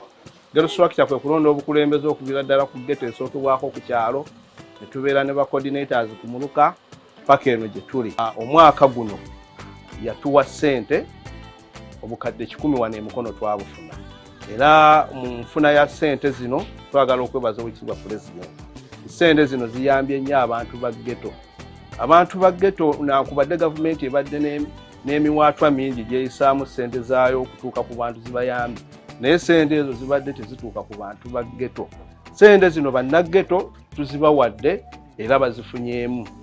Ebiseera ebisinga wali emabega abantu ba ghetto abamu baali bennyamivu nga bamanyi nti gavumenti yabavaako era ng'osanga abantu abamu mu ghetto nga tebalinaamu nsonga. Oli akugamba ekimbeeza mu ghetto noonyeza emirimu Uganda wonna gibuze. Twagala okusima pulezidenti w'eggwanga kubanga ssente ze yatuwa twazifuna era gwe guno omulundi ogwasookera ddala nga bannaghetto mu Uganda. Era twagala okumwebaza okutwagalira ddala n'atuwa ne ku ssente ezikola. Ffenna ffe twagala kumusuubiza nti abalaba gye bamulabira nti akadde ate kati olw'okuba yakatutandikako tulabanga yakavubuka era twagala n'okumulaga amaanyi 26 oba ki ebyatuswaza edda mu mukono twagala okubimalawo mu 2026 tugatteko amaanyi tumwebaze olw'omutima ogwagala abantu ba bulijjo naddala ffe bannaggetu.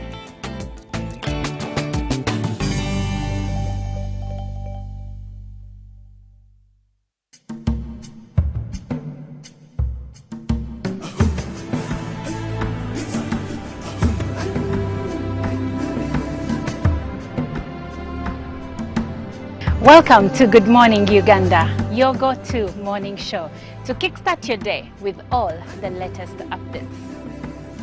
Let's dive deep into issues that matter most to you. In a world of stories waiting to be told, the headlines are your guide. Navigate the currents of news and knowledge with our daily updates of newspapers. Stay informed, stay empowered. From the roar of the crowd to the thunder of victory, witness the drama unfold with our sports updates. Whether on the field or in the stands, join us as we celebrate the spirit of champions. Rise with Good Morning Uganda, weekdays from 6:30 a.m.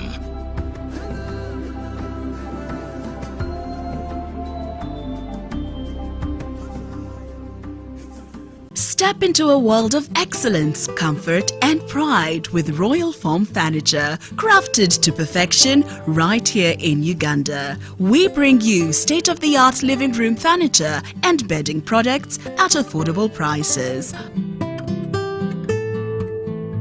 Our wide variety of mattresses include orthopedic, pillow top, spring mattresses suitable for institutions like hotels, and many others for home comfort.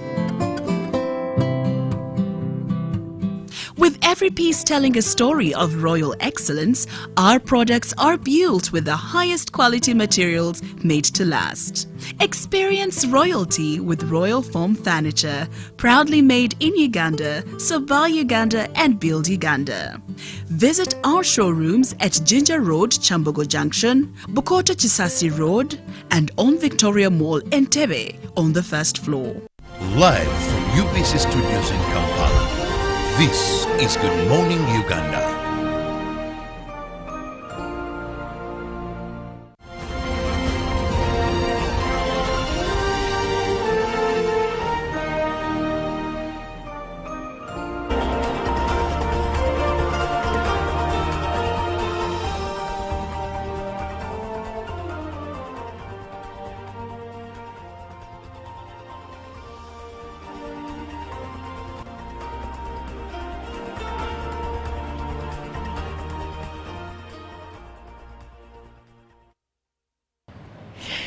Welcome to Good Morning Uganda Agenda. I'm Olive Monica Najuma. In studio with me is Robert Chirabo Nyonyintono. Now, if you see Robert, you would think that he is one of the people that we are going to discuss today. Well, members of parliament are discussing, continue in their discussions of the amendment of the parliament rules of procedure. And among these, from what I see, the Committee on Rules, Privileges and Discipline proposed an amendment of Rule 3, subsection 4 of the Rules of Procedure to provide for the oath administered to a member of Parliament after the first sitting of Parliament, to include the oath of allegiance, among others. Many rules have been amended, others have had insertions to them.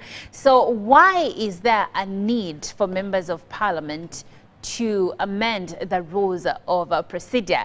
Robert Chirabo will be having this conversation with me. Robert, good morning once again. Good morning to you. If you are a member of Parliament, with these amendments, I'm sure you would enter Parliament. Why? Or you would have a court. Why? If they see the light of day.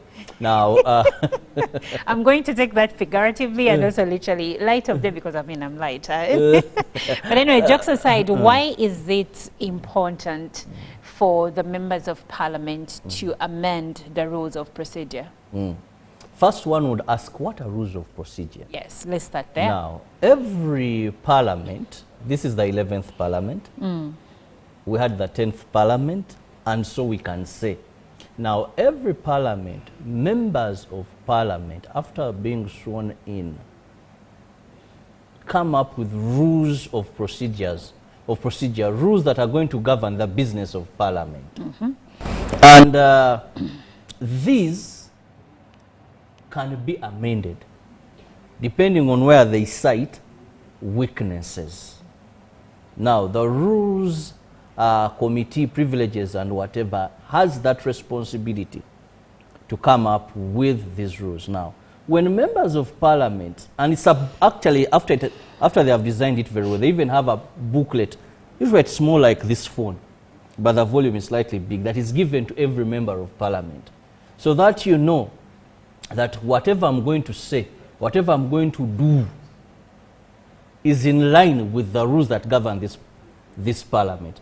That is why most of the times you hear a member of parliament say, Honorable, or raise the hand and say, Speaker, point of order. That point of order comes in because it is not in order what you're doing as compared to the rules that govern business in parliament. Now, for this particular parliament, last year, around September, I think it was on the 4th, the chairperson of this committee, they saw that there were some weaknesses in their rules of procedures and therefore warranted some amendment to be done to ensure the smooth flow of government, of parliamentary business. And some of the areas that they looked into, Ugandans may ask themselves, but surely why? But these were necessary. Now, we see the Parliamentary Committee on Rules, Privileges and Discipline initiated efforts to tighten, you get the word, Olive, to tighten and amend the rules of procedures, with MPs proposing various changes aimed at enhancing the conduct of legislative business. Now, like I said, this began on the 4th of September last year. Now, MPs reviewed process designed to prevent abuse of parliamentary rules. Key areas of focus include: 1, dress code registration. Dress code regulation. How members of parliament dress. Remember one time Honorable Semuju came out clearly and was pointing at one female member of parliament and said, but it's like this person has come to deliberate national issues, putting on something similar to a blanket. Members, because dress code matters.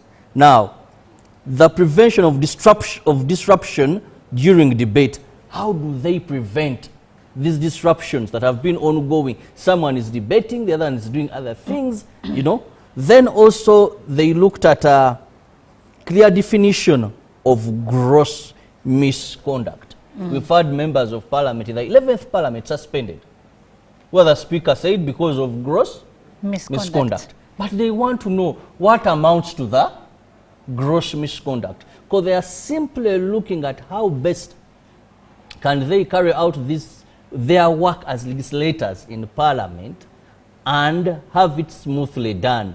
So that's why they look at these areas as critical, among other changes that the members of parliament came up with. And I was, after the chairperson of the committee, this very year, because we looked at September 2024, but this very year came on the floor at least to tell them what the committee has come up with, and they debate. Many gave their views.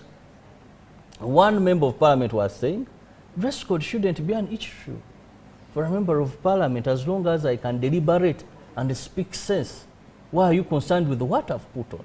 So they want to come in short shorts. Some were saying... Because if you say dress code doesn't matter, we have some young members of parliament. Are they telling them to wear what they would rather just wear over the weekend? Well, I don't know. Because one argued sensibly and saying no, that. Another said, if you approve traditional wear like it has been. But then one came, I don't want to mention names because this is still a proposal level. One said, but for some of our cultures, sandals are part of wear. Sure. So if I put on my tangire nyana or rugabire, Are you going to tell me, Omikalabana, that I can't come to Parliament? I'm not appropriately dressed for the function?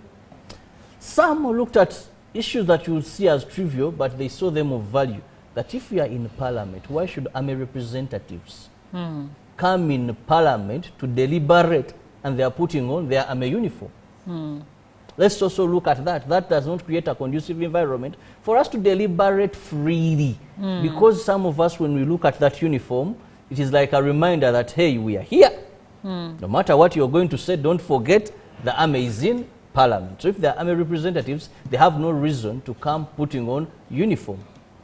But one of the most contentious issues here, that they were focusing on what amounts to gross misconduct, and how do we avoid these disorganizations during debates. So we are eager to see what finally, if they are making these amendments, how are they going to propel proper discussion or deliberations on the floor of Parliament by members of Parliament. Okay. Now, I see among the amendments we are looking at, there is Rule 16, which has been submitted. Now, this is Rule 16 of suspension of rules. And it has been substituted with the following. Clause 1, a member may, with consent of the Speaker, move that a rule be suspended in its application to a particular motion before the House. Then 2, a member moving the motion under sub-rule 1 shall give reasons why the rule should be suspended in its application to a particular matter before the House. And then clause section 3, where the motion is carried, the rule shall be suspended in its application to the matter before the House. This rule shall not apply in respect to rules 5, 6, 10, and the many others that have been mentioned here. And now when we look at some of the rules that are being substituted or amended, Robert, there is another one that I have seen, amendment of Rule 11, Parliamentary Commissions, and this one seeks it seeks for the amendment on the procedure for nomination and election of members of the Parliamentary Commission. Now, this one says it's amended by substituting sub-rule 4. The following continues.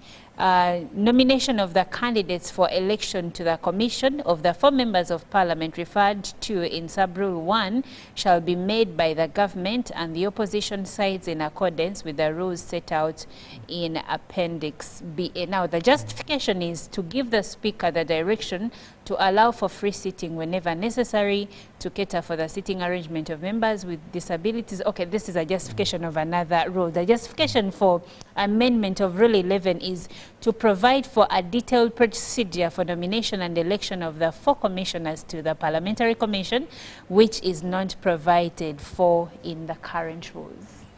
Now, like we said, these are just governing how they're going to be doing their business. But these parliamentary commissions have had issues for a long time. Their powers, their mandate, and how one becomes a parliamentary commission. Those have also had issues. So, one, we must know that these are proposals to amendments. Because at the end of the day, the entire House, they must pass them. Or say no. What you're bringing on table, this and this we are not taking, but we can substitute it for it. It's a process. But it determines so much how Parliament is going to come. And I see when they go to the commissioners where it all comes from. We've just seen how there were issues on how some people appreciated, how some refer to these commissions as being fatted and with opportunities. And we have seen a lot happening in the, with the commissioners last year. And how some feel that really the process of one becoming must be further scrutinized so that our powers to have them are a bit more broad for people to be able to have these commissioners and also have mandate over them to say, well, I think you've fallen short of glory of your position. Maybe you can have a replacement of you as well. Okay. So I await to see, because when this committee comes up with these proposals, Parliament is one place that the members of Parliament themselves have so much power in them. Yes, to decide their affairs. Okay. Now, there is another amendment of Rule 13, which is the election of members of the Pan-African Parliament. But before we delve into that, we'll take a short break and we'll be right back shortly.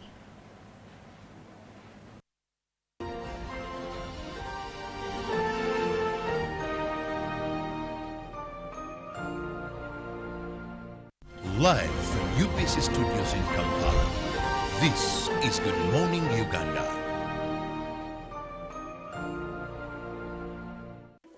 In a nation hungry for truth, a world where every story matters, there exists a beacon of trust and reliability.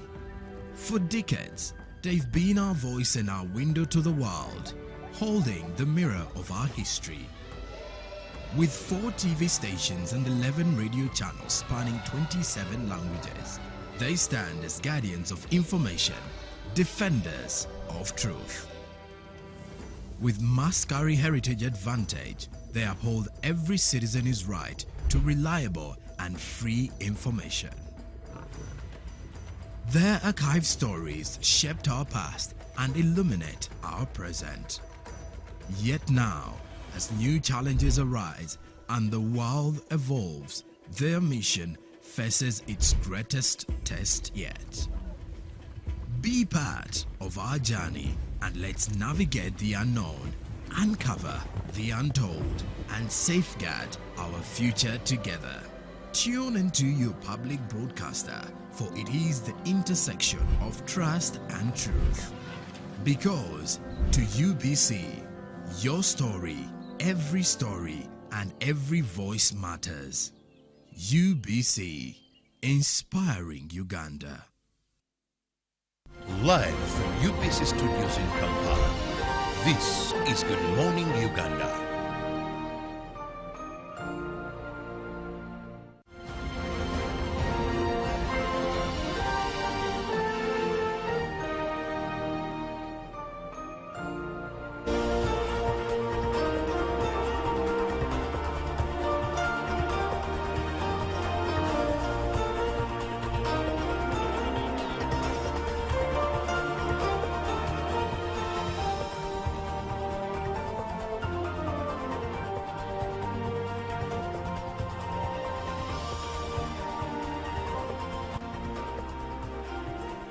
Uganda agenda.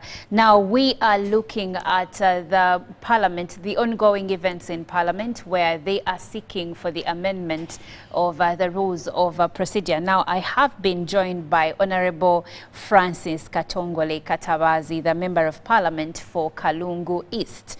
And topic of discussion, amendment of the rules of procedure in Parliament. Now Parliament, the Committee on Rules, Privileges and Discipline proposes different amendments to the rules of procedure. But first of all, good morning, Honorable. Welcome. Good morning, my dear. How are you? I'm okay. Thank you for having me again once. Yes, thank you so much for coming through. Good morning. Well, we will just go right into it, Honorable, because we had already started the conversation. Yeah. But from your perspective, because now for you, you're in the thick of things, you're in Parliament, why is it necessary to have an amendment to the rules of procedure? Okay, rules of procedure always help on how business is conducted in Parliament. And it's very important. You know, anything, even if it's a village meeting, there must be rules. Like, you don't speak when chairman is speaking, you know, all those simple rules everywhere. There is no place without rules that can run well. So rules are very important. And the amendment to conduct business perfectly well is very important as well. So that's why the amendment, and that's why we have rules of procedure, and there are quite many in number. Yeah, it's a whole book. Yes. Yes, it's a whole book. So it helps in the conduction of business in Parliament. Okay. Now, I have been looking at some of the amendments, and one of them that has stood out for me is the amendment of Rule 11, which pertains the parliamentary commissioners. And it says Rule 11 is amended by substituting for sub-rule 4 the following: nomination of the candidates for election to the commission of the 4 members of parliament referred to in sub-rule 1 shall be made by the government and the opposition sides in accordance with the rules set out in Appendix BA. Now, the justification is to provide for a detailed procedure for nomination and election of the 4 commissioners to the Parliamentary Commission, which is not provided for in the rules. Help us understand this rule and the amendment. The reason I'm picking this out is because there was a lot of counter accusations last year regarding the commissioners, and also what was brought into question was, but how are people even appointed as commissioners of Parliament? Okay, thank you. That's very important, and for starters, yes, I think people should know who a commissioner is. Yes. Because that is somebody say, how do you elect commissioners or appoint? It's important that somebody gets to know who a commissioner is. Now, commissioners, we have front bench commissioners and back bench commissioners.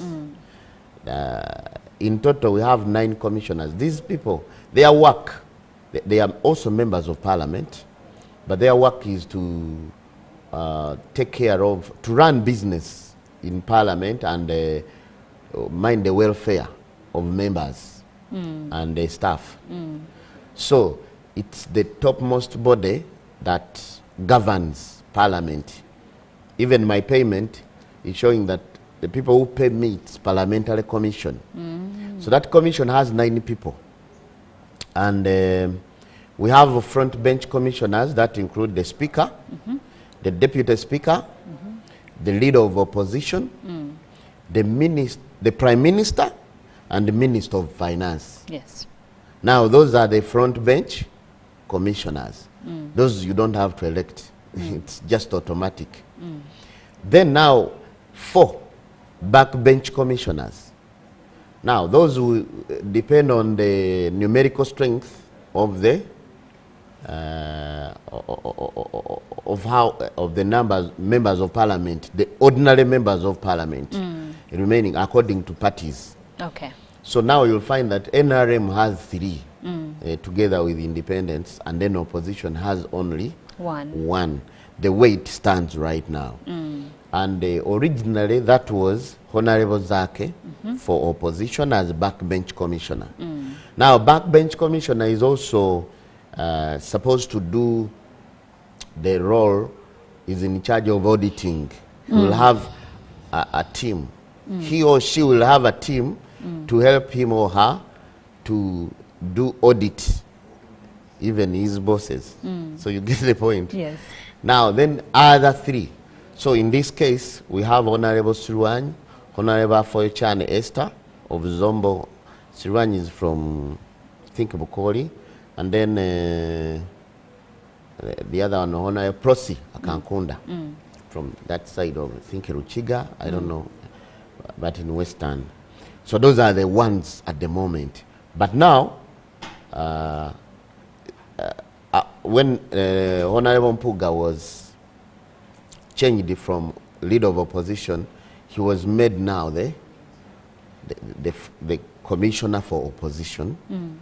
Though, of course, there were some issues when they were recalling him. But once you've already proposed the name and it has been passed, you cannot recall. It doesn't matter what is happening in your party. Exactly. Because I think at some point the party was recalling him from the position of commissioner. So I wouldn't like to go into that because that is a That's not issue. why we are here. It's not why we are here. Yes. So first of all, people should know that those are our bosses in Parliament.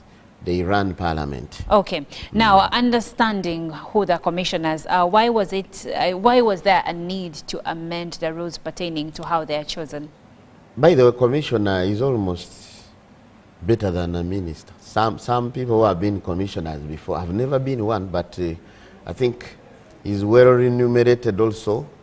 Yes, so because he's one of the people who run parliament. Just 9 people. Yes. To be among them, it's not a small thing. It's not a small You're office. like the cream they even de la have cream their of offices parliament. up there. So, because they help us run, they mind our welfare and everything. They are very important people. Very, very. And their election is critical. So, it has been like opposition proposes, mainly the leading opposition. Okay, just say the leading political party in opposition would nominate a name, suggest, and definitely it was like kind of, it would be passed. And then SEC, is it SEC or NEC, whatever it is, for SEC. NRM, Yes. would also sit. And they say we are proposing the following. But without, I think it was not democratic.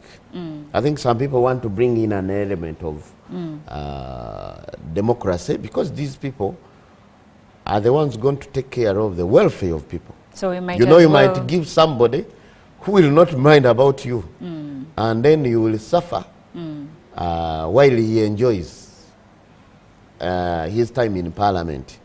Yeah, because the suffering of the members of parliament is the responsibility of the commission. The commission, yeah. Okay. So that's why all those rules, members are involved to see that it's amended, that there is a clear process and transparent as well process when you are choosing or electing the commissioners. Okay.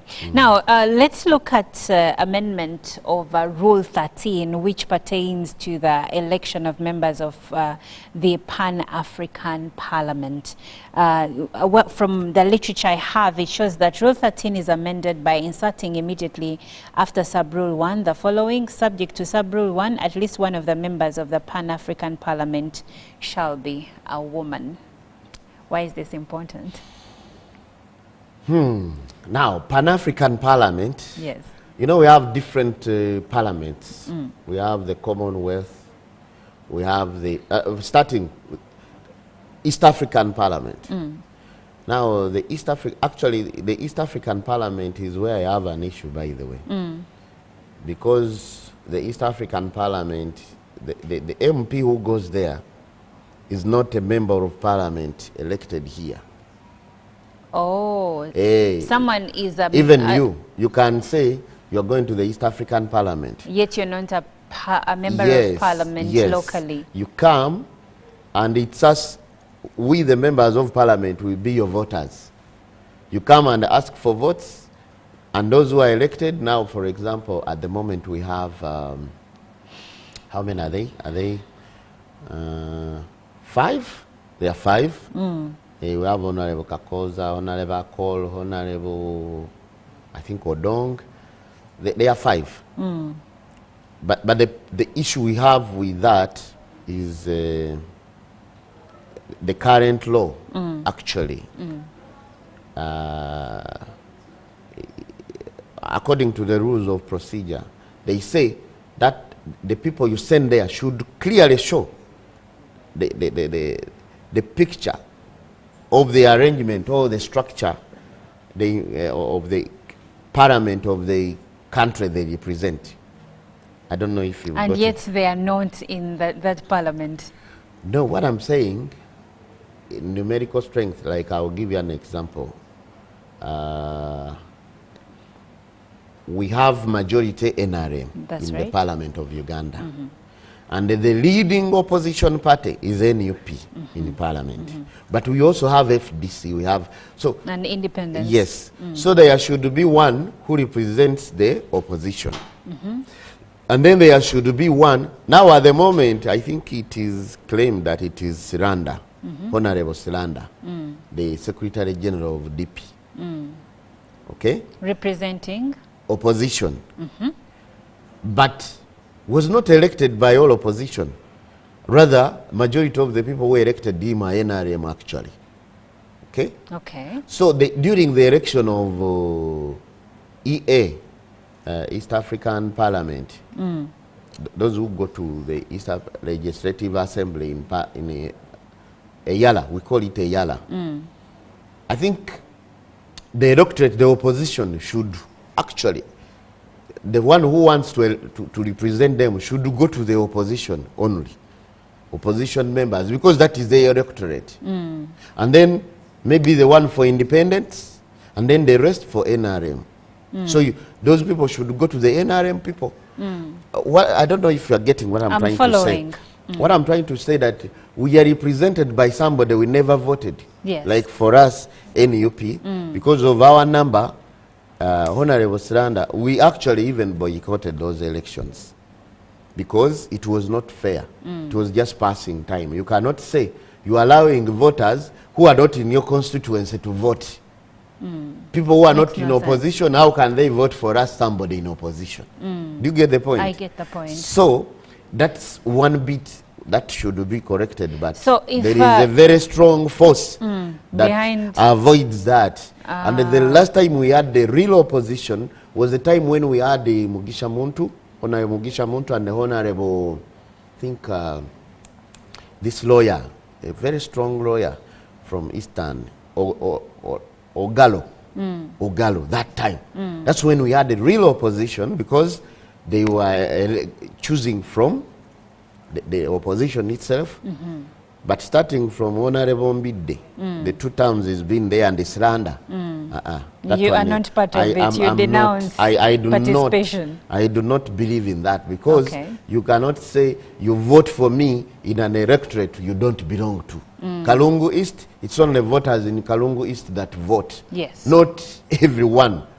Now, coming to your question of the women, I know this thing is always coming, women emancipation, this, but slowly, by the way, it's even, you know, I'm a pro-family person, and it makes me worry a lot, because women have the same capability. Our speaker is a woman. Yes. She was voted not because she's a woman she or what. She was voted because she was capable. Even the previous one was a what? A woman. A woman. Yes. So, let there be fair competition. Already we have enough members of parliament who are women. There is that, you know, I cannot be a woman MP. You know? No, you can't. It's only a woman who can be. And then you'll find a constituency that has a woman member of parliament, and also the constituency member of parliament being a woman as well. So already there is that, what do you call it? Disparity. No. Women emancipation, but so I believe what we have there is enough. They should just get somebody on merit, because now, like for opposition, how will you vote? Because it's only one slot. It's only Honorable Nsambo Shabe at the moment. So does that mean you'll have to elect a woman and just deny the chance to the men? No, because we have one slot. It's one slot. Yes. And you're saying one should be a woman. Be a woman, and then the one I find that a bit so you outrageous. Disagree with that one? No, I don't agree with that. People should just look at the merit. Who will represent? Because you see, this is somebody who will carry the flag of Uganda. That's right. In the Pan-African Parliament. So with that one, no, I don't. I think your argument holds some water. I am a woman, and I would love to see women in certain positions of power, but on one condition, that they are on merit, that they can do the work. You don't put somebody be there just because they are women. As a favor. Yes. No. It actually undoes, it should be on merit. It undoes the work that other women are putting in to be credible, to do their job. But, Honorable, there is the amendment of Rule 19, which is about sittings of the House, and it's amended by inserting immediately after Sub-Rule 1 the following: subject to these rules, the House shall sit at such at such place as the Speaker shall determine, and the justification is to make provision for Parliament sessions in any other place, including regional sittings. Why I picked this rule is because last year we had the first regional sitting in northern Uganda, and you of the NUP, you boycotted. Now the reason is not because you boycotted, okay, probably to a degree, you boycotted saying that this was not provided for by your rules. And now that it is being provided for, are you behind it as a party? To me, because there are some things which are done, and because that was done abruptly, that's why we actually oppose the regional sittings. Yes. Because whatever we can discuss there, we can also equally discuss from here. And it is extremely expensive to shift Parliament from here to another region. Last year I remember because the Speaker normally saying there was a budget. We have committees, different committees. Those are the ones that move and they collect all the information, and that is where ordinary people are allowed to enter Parliament. You see, in the Gulu Regional Parliament, the president even made a slight mistake when he allowed the priest, I think, speak in Parliament. And I remember the speaker saying, you know, that has to be expunged from the record. The record, because an ordinary person is not supposed to speak in the plenary, but is allowed to speak to the committees.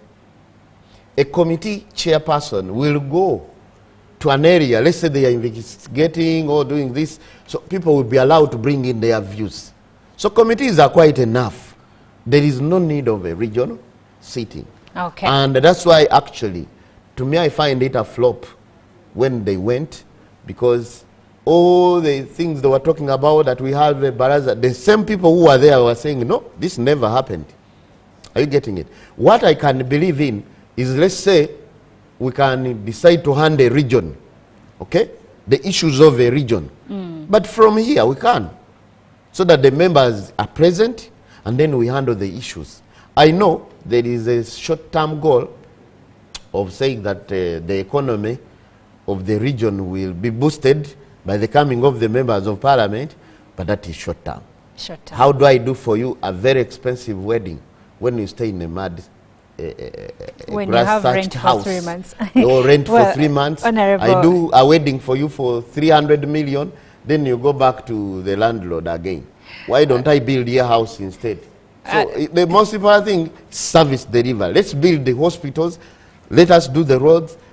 That money can do some of those things.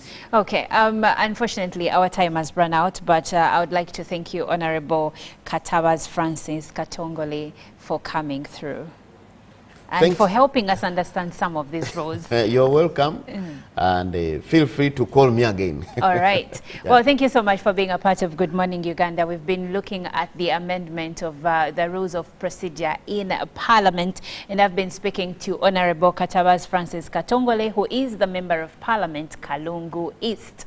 We'll be right back shortly. Ruben is right here with the sports updates. Stick around.